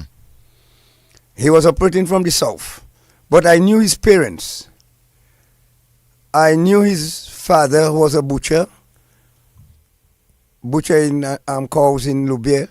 His mother lived in Snowcorner area just before you take where they were doing the beers, Kubuli Beers. Kubuli Beers, yeah. And she was actually from La Plaine, his mother. And he was controlling the guys in the Girodale area and part of the kidnapping of Honeychurch. Well, I don't know if you heard of Eaton Bellot. Eaton Bellot was kidnapped. That's Bellot by the Cicero Hotel? No, Eaton Bellot was kidnapped in the heights of Mount Prosper. Okay. I know of another Bellot. But he was from Citronnier and was a special constable doing security at Castaways Hotel. But he had his plantation, big farm up in the heights of Mount Prosper. He now, because I think he was a special constable, and Pocusio get to know he was a special constable, and kidnap him and a young boy, 14-year-old from Maho. When they kidnapped them, they kill Bellot, and they kidnapped the boy and brought him in the valley between Pichelin, Girodale, and Rose Hill, which is Belleville Chopin. And this guy apparently killed two of the guys they put to guard him and escaped. He escaped from them and reported to the villagers in Mount Prosper, and they brought him down to the CID. When they brought him to the CID, I recorded a statement from him, get all the information, and he said they gave him a bowl of hot pepper to drink, force him to drink it at gunpoint so that he could be brave. And he killed them and escaped and decided to give us more information on where Eaton Bellot was. When we going to remove the body, where Eaton Bellot body was, decomposed, a skeleton in his clothes, and there were maggots about 12 feet away from the decomposed body. Edmond Darrow was in my squad, and we had a body bag, plastic body bag. We zipped the bodies, we zipped the skeleton, brought it down. Well, we had masks, we had jays, we had perfume. We brought down the skeleton and brought it to the mortuary. Problem, the stench at the mortuary. They had to do something. They had to, I think Dr. Wati did something, gave us the clothes, because the clothes is the only evidence we had of identity. And I gave 2 police officers 3 days off to go and wash that clothes in the river, in the sea at Rockaway. And I put the clothes to hang on a mango tree at Monbruce as my exhibit. The chief of police, Mr. Pierre, who was in charge of the training school, he wasn't chief yet. He was in charge of the training. He told me to come remove my nonsense I put at Monbruce disturbing people. I insisted his exhibit, if he want, he can dispose of it, but I'm not disposing of it. It stayed there for 3 months on the tree until the stench disappeared. And that is what we used to identify the body of Eaton Bellot. But we continued looking for Pocosion, and Honeychurch was kidnapped and killed after that. And it is alleged that a policeman who was on duty on the desk Honeychurch came to police headquarters to give a report on information as to where he was in activities in the area. And they sold out. That policeman sold out the information, and Pocosion them went and kidnapped the man, kill him. And we continue after Pocosion, and Pocosion was shot at, and he got injured in the shoulder. He was moved. He was treated by a pharmacist, a dispenser in Loubier, who subsequently died. And Pocosion was moved on a boat to go to Martinique, and he was killed by dreads in Martinique. Not by Dominica police, he was killed. That is a given fact? We got information from them, the police up in Martinique. He wasn't shot in Dominica, he didn't die in Dominica. No, I know that he didn't die in Dominica, but I'm hearing this one for the very first time, that he was killed by dreads. By dreads, we heard. Oh, that's what the information we got. We don't know if it's true, but that's the information we got from the police in Martinique. His own fellows killed him. Any question? No questions. No, Evans. Those guys literally create discomfort to the population. Fear. Or fear to the population. Yeah. Or discomfort, thank you, fear to the population. Politicians have to come together to deal with those guys. Did you feel that the politicians took too much time to deal with those guys, to create... No, I don't think so, no. You don't think so? Both parties. And because they are the whole country was supporting the police with whatever action, because the people couldn't go. It was affecting our economy because nobody could go and harvest bananas. Nowhere. People couldn't go in their garden. No husbands, no woman could go in garden by themselves. So it was affecting the economy. So action had to be taken. So what do you know of the 2 Bob brothers? They were part of Pocosion's group. So what do you know of? I think one of them was shot. One was beheaded and one was shot. I think so, Yes. You know little about them. In the operation with Phony Church. No, Boboa the area. In Boboa, yeah. Not area- Boboa. I'm trying to remember the name of the. Just in the Israel Heights there. Yeah. I'm trying to remember the name. Remember I'm sure someone will give us the name. No. Remember that killer farmer too, you know, on a donkey and tie him to the donkey and let the donkey drag him. Let's see what that caller has to say. Good evening to you, caller. Yes, but what about the two brothers they killed and they sleeping in Jordan? The two brothers that were shot at their home in Jordan. Tell us about it. What is it? The two brothers that was killed. While they were sleeping in their bed. Sleeping in the bed? Is it the Bob brothers you're talking about? Not the Bob brothers. Is it Bob brothers? No, not Bob brothers. Okay. No, they were sleeping in the night when they got shot in their own house. Okay. House where? In Jordan, he said. Nothing happened in the village of Virgin. All right. Thanks. Yeah. Now, tell us a bit, if you know, situations where a number of people got shot, white guys got shot, and names were called, and so on. One white guy. One white guy by the hub, by Gary Hotel. That's by People's, John Jurasset? by People's Park. Jurasset, you mean? Beg pardon? His name was John Jurasset, not that guy. I think so. Yeah, Jurasset. Let's go to the telephone. Hold on. Good evening. Good evening, sir. Good evening. It goes with your boy Guada. Hey, Guada. Yes, I'm a police officer that is there. But I got to tell you something. You see that tempo question? Says I give myself. Why didn't go and look that name? And a lot of people that used to call me like that. You know the police that come to me in Guadeloupe. Monsieur nom fou crier non pour caution. Because no, but I got to tell you something. I didn't know. At that time, I didn't know about that name. So everybody get themselves a little name. My fool, man. That is why sometimes when somebody will call me that name Pocos, I tell them, no, don't call me Pocos, call me Precaution. Don't call me Pocos. That David Quayle, I don't want it. Because the police are come to Guadeloupe looking. They say Pocosio is in Guadeloupe. That is why in our time I get a maple from a lady. Say, is me a son? They call it Pocosio. I say, moi. I say, but Pocosio was some Lubia. I from Guadeloupe. So it's not, no, if you say I have any friend that comes, I say, hey, that name. Stop it, I don't want it. Thank you.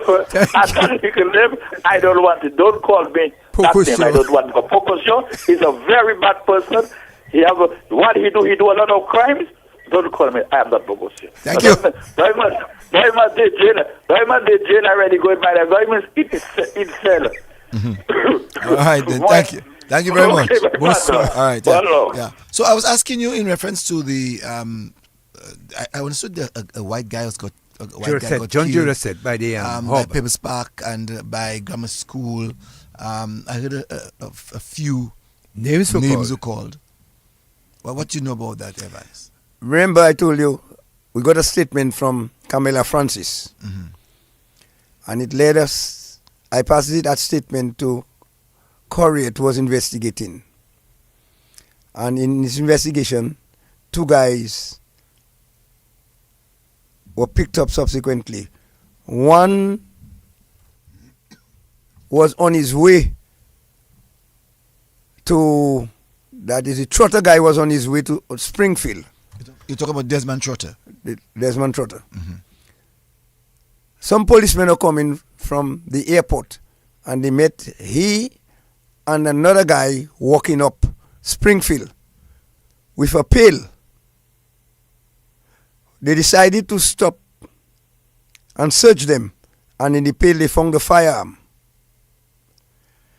That firearm, with ballistic examination, found out that the bullet found in the deceased man came from that firearm. He was charged along with a guy they call Roy Mason. I think Roy Mason got acquitted, and he was convicted for killing the man based on ballistic examination. Okay.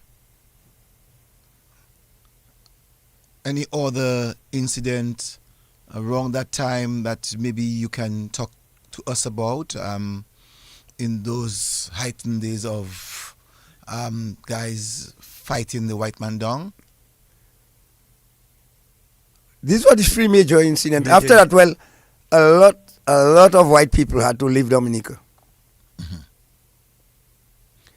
But there was a mixture between the Black Power movement and the Rastas, you know. Let's take a call quickly. Good evening. Hello, I'm Cecil. The name I'm looking for Judah is Gomier. Gomier, yes. Gomier. Thank you. Gomier. Yes, Evan. You see, a lot of white people fled Dominica as a result of this incident, you know, and it affected our economy. Good evening to you, caller. Hey, Cecil. Yes. The guy spoke about the two guys that were shot in the house at Jerdel. The two guys were Teen and Hobwa. And you may ask me how I know that. My brother was part of an organization, and that is how I know their name, Teen and Hobwa. I was at Fort Lee when they brought them down on a van covered with gas, and I can remember that very clearly. Hobwa? Okay. No, he was saying that the guy, you remember the guy called us to ask us about the two brothers who got shot in Jordel. He's saying that he knows of the two guys who were shot. He knows their names, so he just gave us the names. Right. And he said the reason why he knows that because his brother was involved in an organization who would have mentioned that to him. You know. Right. Let's go back to the telephone quickly. Good evening. Good evening to you. Good evening. Yes, good evening. Yeah, I would like to. The two brothers from Girodel, one was a François. François. David François. And we've in Pocosi had another leader too, second in command. What was his name? Yeah, Joey. Joey, we're not really close. Oh yes, Joey. Yeah, there was a Joey. Yeah, Joey died on the bridge Buffett. Joey was Laramie's brother. Joey was connected to Laramie, I think, you know. Yeah, Joey was the second one, I know. Evans. That's it? Yeah. Thank you. Right. You were still in the force when Patrick got killed? Which Patrick? Patrick Lugie. Yes, he was in my squad. Oh, Patrick was in your squad? Yeah. So tell us a little bit about this. Patrick Lugie came from an operation when they went to recover the body of Honeychurch. And the remains of Honeychurch. And when he reached home, he got a phone call. He had a girlfriend in Fokole. He got a phone call. Is it usually a role? That was the name of the girlfriend? Yeah.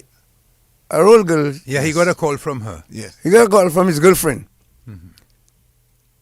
And apparently either she claimed she was sick or whatever. But whether it was from her or somebody allegedly his girlfriend calling. He went to Fokole and he was shot in the head. And it's alleged that Algie Maffey was the one who did the shooting. And they were looking for Algie. He fled in the heights of La Plaine, where he had some land. And he too ended up being charged with murder for killing a man on his land. And while Algie was remanded in prison, Hurricane David struck. They were brought to the cells and police headquarters. Hurricane David came, damaged Dominica and the prison, and Algie went loose and was never charged for that. So what more you could tell us? What happened after Lugie got shot? Well, after Lugie got shot, we surrounded the whole of Fokole. From one Daniel, right back 40 policemen, and we pick up 20 guys and had them at police headquarters for about 2 days. But that's how we were able to get information and evidence as to how he got shot. And the guys were released. So those guys who gave you all the information, Did they say that they were present? No, we didn't disclose our information. Okay. But they just give you all the information that's required. Yeah, that's how we get to know it was algae. Uh-huh. Okay, very interesting. Yeah, that is very interesting. Yeah, I like that, that the police at that time wasn't giving out any information. No way, you get your sources. Mm-hmm. Because fellas right now afraid to give information. Yeah? Mm-hmm. Okay, if you give information, you do not know whether the information would get to the person who you give the information about. I want to bring Wa. I try to get him this week. I want to bring Wa. Do you know of Wa? Of course, I see Wa. He greets me. Mm-hmm. Any confrontation in the days, if Wa? But Wa was part of the thing, focus on. He's one of the surviving ones. Okay. I want to bring Wa onto the program sometime so that he can give his story. He greets me. Yeah. Because, he's a good guy. I know I had an interview with him once where he said that basically that they were using skirts, green skirts. Grass skirts. You ever saw them with the grass skirts, no, Evans? Of course. That's what we were meeting them with. Grass skirts. They never had cloth clothes, Cloth. So would they be back? Would they without shirt? No, without shirt, without nothing. Only no underwear, So their private parts were covered with the grass skirt. No shoes? No shoes. So you never had a conversation with Wa where you all sat together and talk about those things? No, he just greet me. I never had a conversation since. But that's a funny thing, man, to meet fellas. It was like as though the fellas had gone back in time. Well. With grass skirt. What they tied with? It's designed. They use a rope. The rope they do in the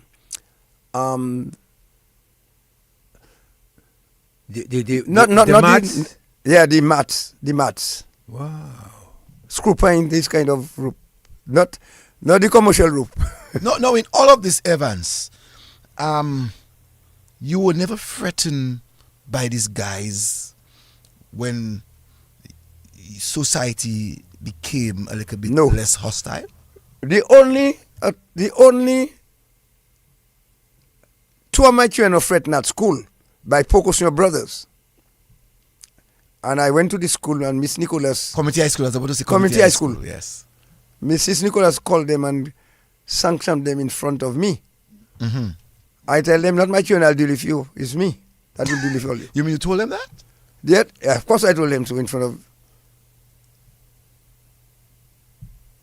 Yeah, I agree here. They were confronting my children, but nobody ever threatened me after. Well, you did your work. Very interesting. Question to you, sir. Yeah. Mm-hmm.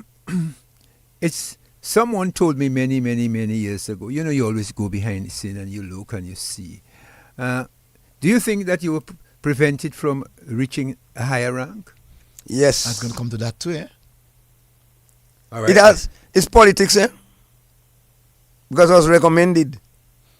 Even for national award, I was recommended 5 times.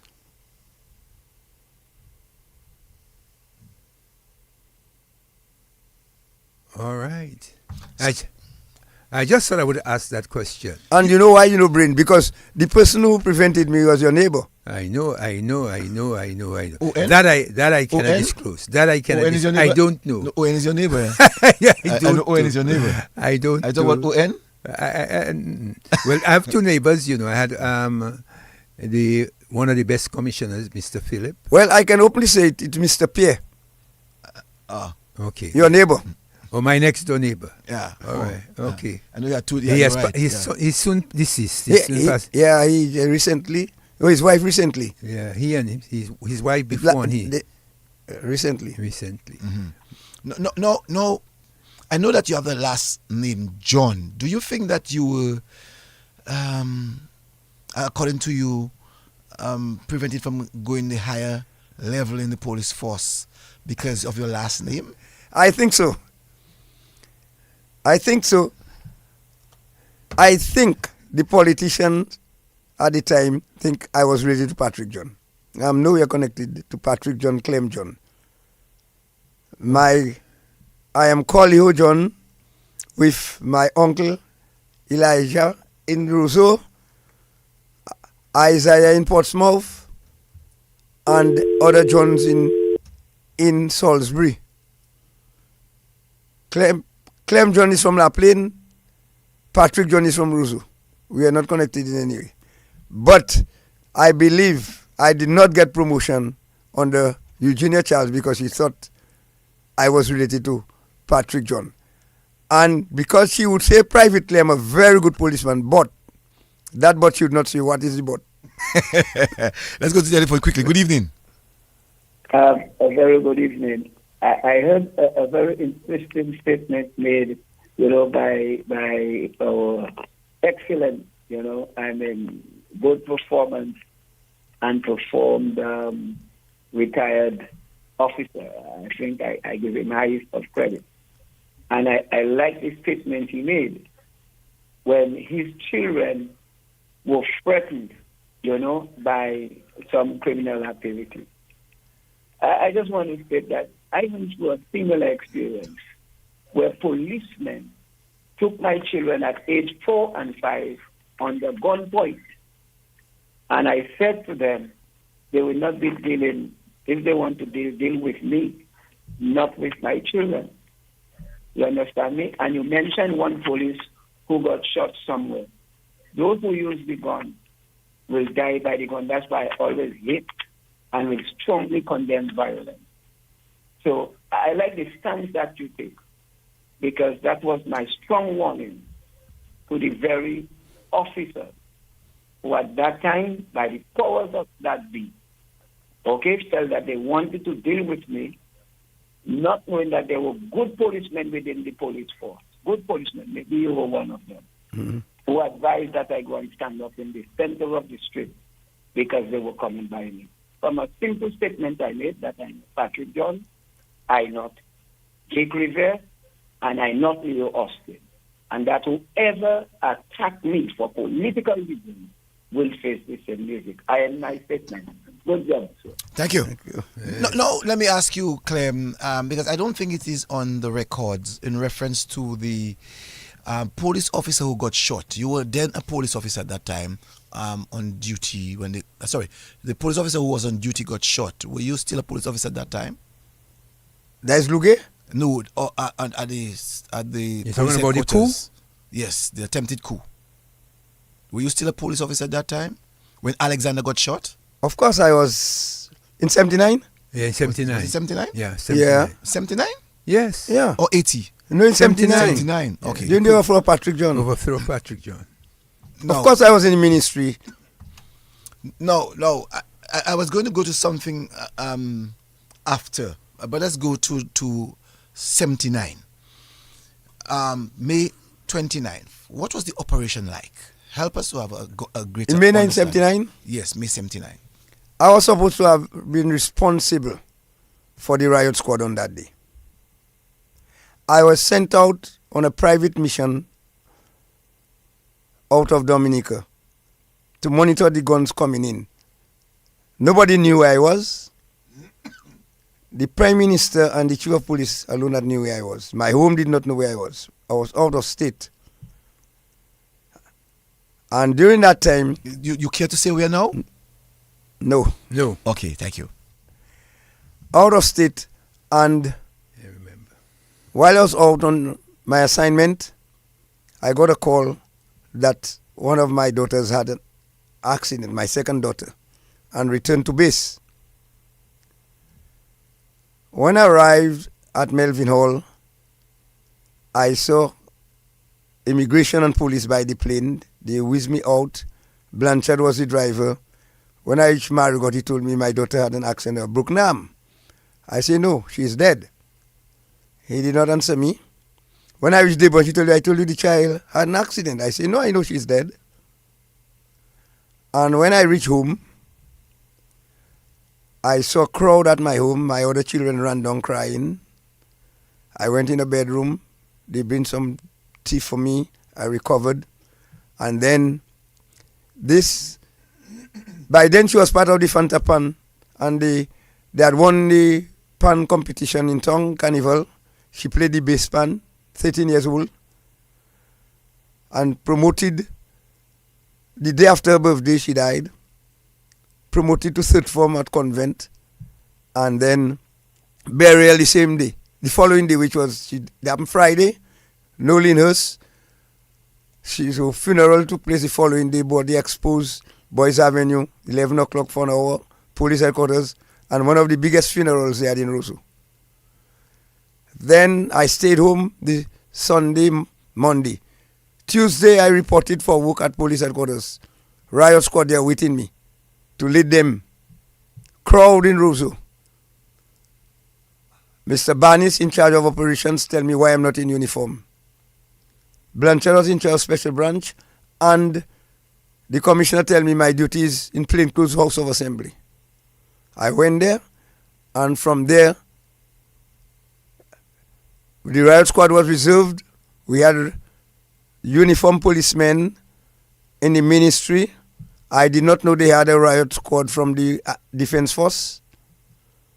And I was observing from the House of Parliament through the window what was going on, see who was throwing stones, who collecting stones from the river. When the crowd reached, when Corriette was the first person they attacked and assaulted, and trouble started.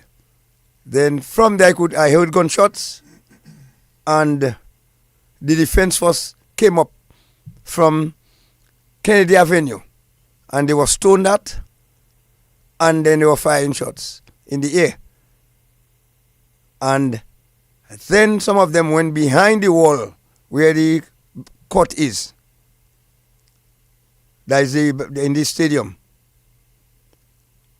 And some of them were there, and afterwards I heard somebody got shot. And from all reports indicated it was a 2-2. A 2-2 bullet that shot the man. Which is different from a 303? Yeah. What would be the difference between a 2-2 and a 303? Well, there's the caliber of the weapon. A 303 can go through a wall through 6-7 men. A 2-2 is like a little pellet. That's what I struck. And it could have been at close range.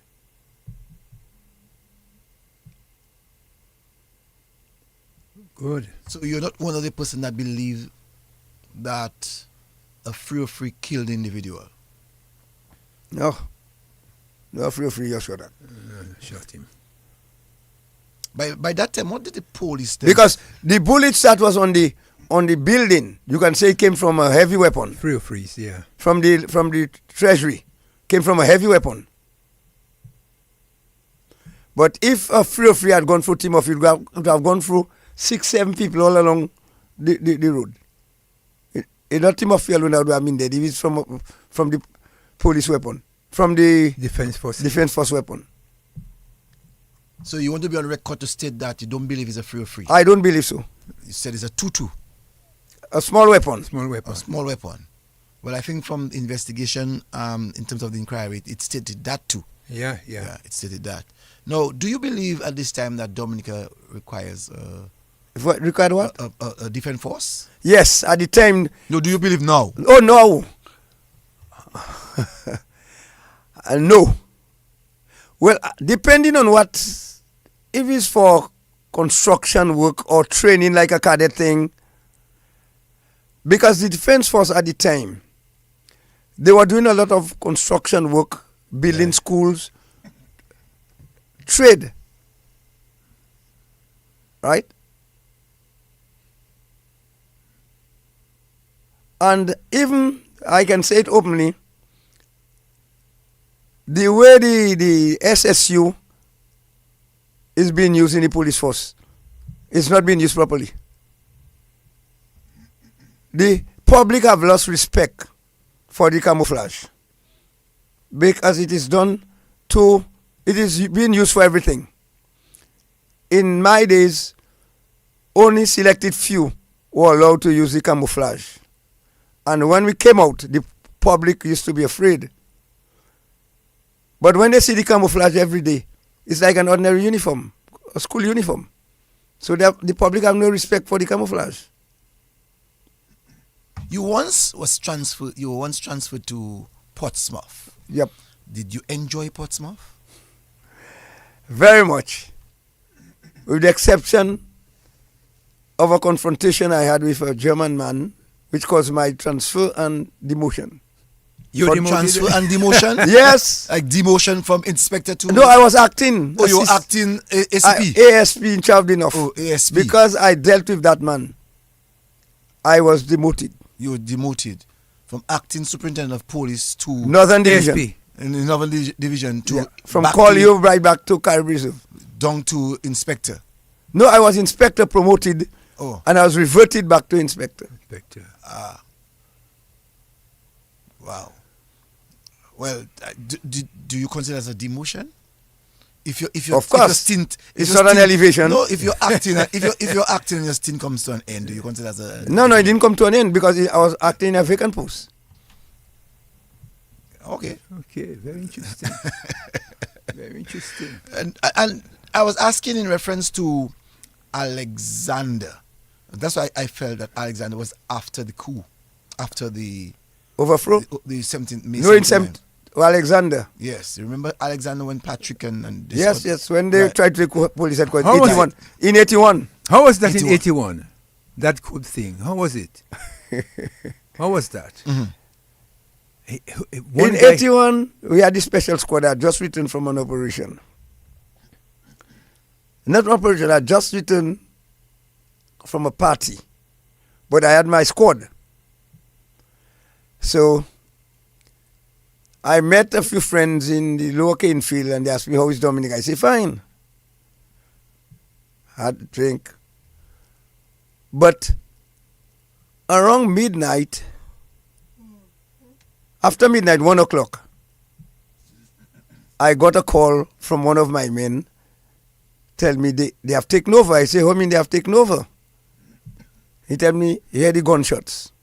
I tried to call control, no reply. I called the fire service and they told me, yes, he heard the gunshots and he was hiding with the telephone. I then decided, I got a call from Mr. Pierre, Deputy Commissioner. No, I got a call from Miss Charles, the Prime Minister. Find what's happening at police headquarters. I tell her, yes. She asked me, what can I do? So I told her, I do not know the strength of the enemy. I do not know the strength of the enemy, so I cannot disclose what I can do. So I dress in my military camouflage, tell my children bye-bye, and I left. And I put off my lights and I drove. By then I get to know Mr. Philip, Commissioner, was shot in the head. I headed to the hospital. I met, they set up a base. I just returned from Martinique with 10 men being trained by the French army. So Mr. Pierre tell me, round out my men. Weapons will be coming for me by a helicopter. So take up my base at the Canefield Airport. So I rounded the men, we hide in the bushes waiting for the helicopter for us to re-encounter the reclaim police headquarters. We stayed there. Then by 6 o'clock, I get a call on my radio that they had recaptured police headquarters. They had shot one of the piper at the prison, and Newton escaped, and they were looking for the others. So by then we reassembled, and then weapons came from Barbados, a helicopter from Barbados for us. But by then everything was thing. But Alexander was friendly to a girl in Point Michel. Point Michel again? So he left Point Michel, coming home, not knowing what happened at police headquarters. As he approached headquarters and entering the gate, he was shot in the head. I thought they said that he was on duty that No. night. No. That he got shot. No, he was living in barracks. He was coming into police headquarters, not... He was living in police headquarters. He was coming home. He's from St. Joseph, right? No. He was not from St. I can't remember where, not from St. Joseph. Okay. But he had a girlfriend in Point Michel. Then thing was shot in the chest there. That is Lugue. He played dead. He was part of my squad. Then the taxi driver from Esprit from bus driver from Mahu was shot in the neck. And by then, next day, thing was shot dead. Benji, when they went to arrest him. Mm-hmm. But he led this squad into police headquarters and tell them to surrender. So how would you all know it's Benji? How did you all know it's Benji who asked to surrender? But they were doing Operation Sugar Ever, they knew his voice. The guys that were in barracks. Okay. The men that was in barracks, and they told him to come for us. Mm-hmm. The men upstairs said, well, if you want us, come for us. But they had weapons upstairs too. Mm. But interestingly, the guy there, there was a young boy, 14-year-old. He's in the streets of Roseau. He calls me a little. In the streets of Roseau. And he was in the cells when they took over. Just hold on. I'm John. Good evening. You forget Paris Popo. Paris Popo. Yes, Paris Popo was the one shot. That's your brother. Yeah, Popo was the one, not Luge. Yes. Popo was the one shot. Yes. Yeah. So this young boy, they were firing bullets at the armory to bust the thing to get the guns of the police. And Jerome Pierre was the sergeant on call. I was shooting at them before free. They broke the cells and let go the fella and gave him a sledge, something to break the lock of the thing. And the guy couldn't. And the boy escaped and went to Guadeloupe. I was sent to Guadeloupe to pick him up and bring him back to Dominica. I had to get an order from the judge in Guadeloupe to go to the prison. So when I went to the prison to pick him up, I went on the police boat. No, I went by plane. So while in the yard, this character fella that used to be by the market was locked up. So when I brought the guy back, he testified as to his thing who let him go. That is Newton and the others that let him go. And he gave evidence and they used him as a state witness. And that's how a lot of things came out. He was a state witness. Mm. Very interesting. But he's still around the market. This guy is still around the Roseau market. Who's this guy? Bob or something. He's a boy always begging. Okay. He tell me, don't say what I know about him. So he's a grown guy now. He's 14 yes, years old. he's wrong. He's wrong always by the market. Mm-hmm. Mm. But that must have been a day, Evans. When I went there? During the coup d'etat, that must have been a day. Because Owen Philip was shot in the head and crashed. But the information that brought Owen Philip to police headquarters, he got a phone call that there was a rival gang at police headquarters shooting at each other. Jean-Charles was controlling a gang, and I was controlling a gang. And Owen come and put peace, and he was shot at. Wow. Very interesting.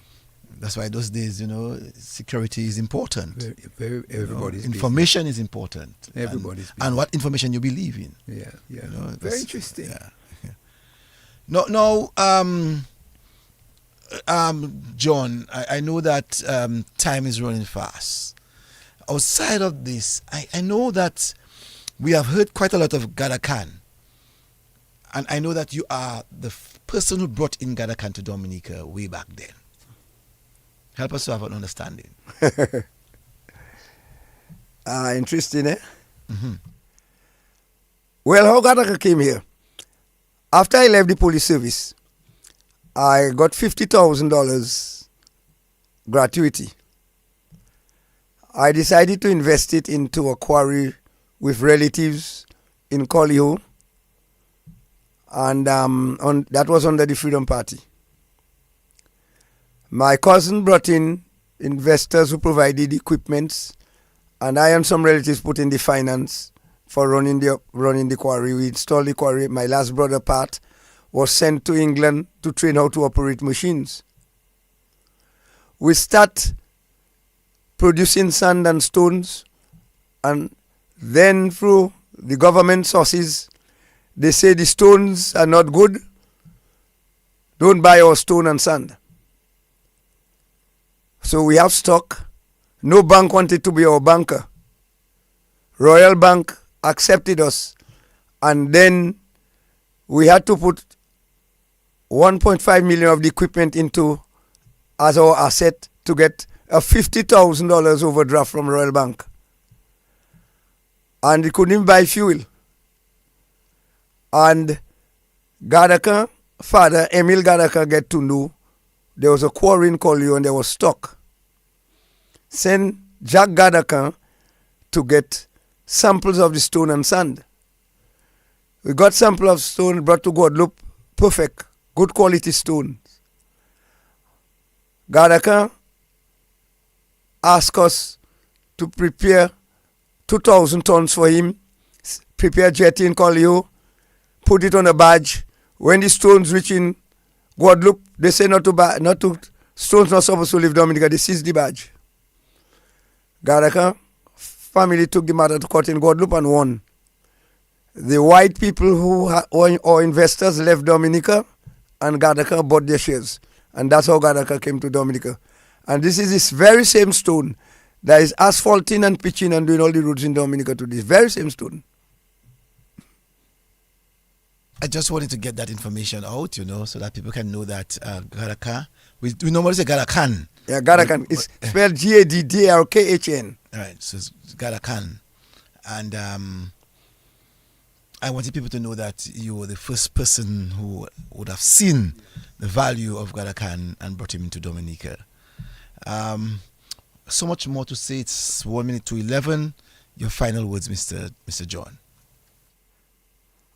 I wish to say thank you for bringing me on the program, and thank you for the support I got during the time I was a police officer, and the praises I'm still getting for doing a good work for the country. And I'm asking everybody to be united, avoid hating, make sure you do the right thing in whatever field of work you are, give advice where possible, try to unite each other, and love Dominica. You still like your nephew, Father Branca John? Yes, Father Branca is my nephew. Yes. What's that? So that like, by the way, Mr. John, could I ask you a question? Yes, you can. Would you marry again? Why? No, I know some people got married at 72. No. I'm living a very, very happy life. I just thought I would ask. Very happy. Happy with my friends, my children, my relatives. A lot of friends. I'm a happy man. Still jogging? Because of the weather, no. Okay. When it rains, I don't. Okay then. So someone just said, very good program. God bless you, Mr. John. Thanks again. Have a blessed week. Have a blessed week. All right. Yep. Thanks again very much, Thanks, Mr. John, for that interactive program with us and educating us on a number of things that some of us may not be aware of. Thanks, and I'm really so happy that you were able to come here at your age 82 to be able to walk, to be here, drive, walk, and to be here. I really want to say to you, thank you. I'm proud of my children. 6 daughters, 1 son. 16 grand, 5 great grand. Let's take a last caller. Quick. Good evening. Professor, good evening. An answer for my daddy. Marry again? No. Is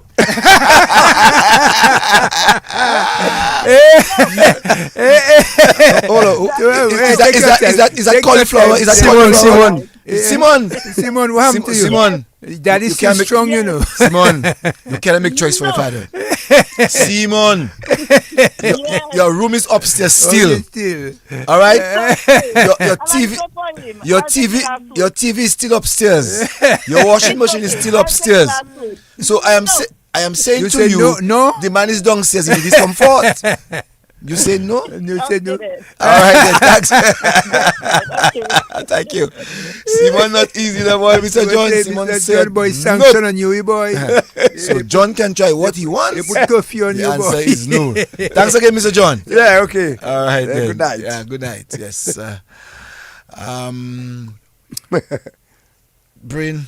Yeah, another good program. Yeah, very nice. One where we were able to, speak with Mr. John on Many matters. Many matters. Very sensitive, some of them. Mm-hmm. And he was able to respond to us in a very positive and adequate way. So people who are writing the history, I hope that every Sunday night Right. they can actually take something Right. and to add on to their history. And Mr. John, before he leaves, the Lord spoke to him that night when he came, like Nicodemus by night, to deal a fatal blow to a particular individual, my next door neighbor, that the Lord spoke to him. That's parable, you're talking parables then? No, he knows what I'm talking about. That the Lord spoke to him and his ways were changed. That is why Mr. John did not end up on the gallows that fateful night when he came. Oh, okay, that's what you're saying. So you understand what I'm Yes, speaking of. yeah, Mr. John, it was a pleasure being with you tonight. Yeah, thanks. It was a really good program tonight, and I enjoyed it. And so, just want to say thank you to you, Mr. John. Thank you to the listeners, the viewers, the person who have called to give their contribution to tonight's program. I really want to say thank you so very much to each and every one of you. And I can guarantee you that to next week, we are going to get another Dominican who would be able to speak on matters of the Lakou. I'm going to try my best to get Cecil Have. He's someone that I really would like to... You mean Have? Yes. That's a very interesting man. Have from Jodel? No, Cecil Have. Talking about Cecil Have. Wah! Wah. Well, Jodel. Wah. He lives in Newtown. Wah. Wah. He lives in Newtown. So I'm going to see if I can get him, to see if he can come on the program with us and to really help giving us some clarification on some matters. All right? So thanks again, Mr. John, and God bless you. Have a nice evening. Yes, yes. And I Thanks wish you for the bringing best. me. Yes. Thank you. All right, then. Internet radio. We can now accommodate unlimited online radio listeners on all our official locations. DBS Radio website at www.dbcradio.net, on radio.garden, on onlineradiobox.com, and TuneIn desktop and mobile platforms of DBS Radio with over 38,000 subscribers and growing. Be sure to follow us on our social media platforms such as our official Facebook, Twitter, YouTube, Instagram,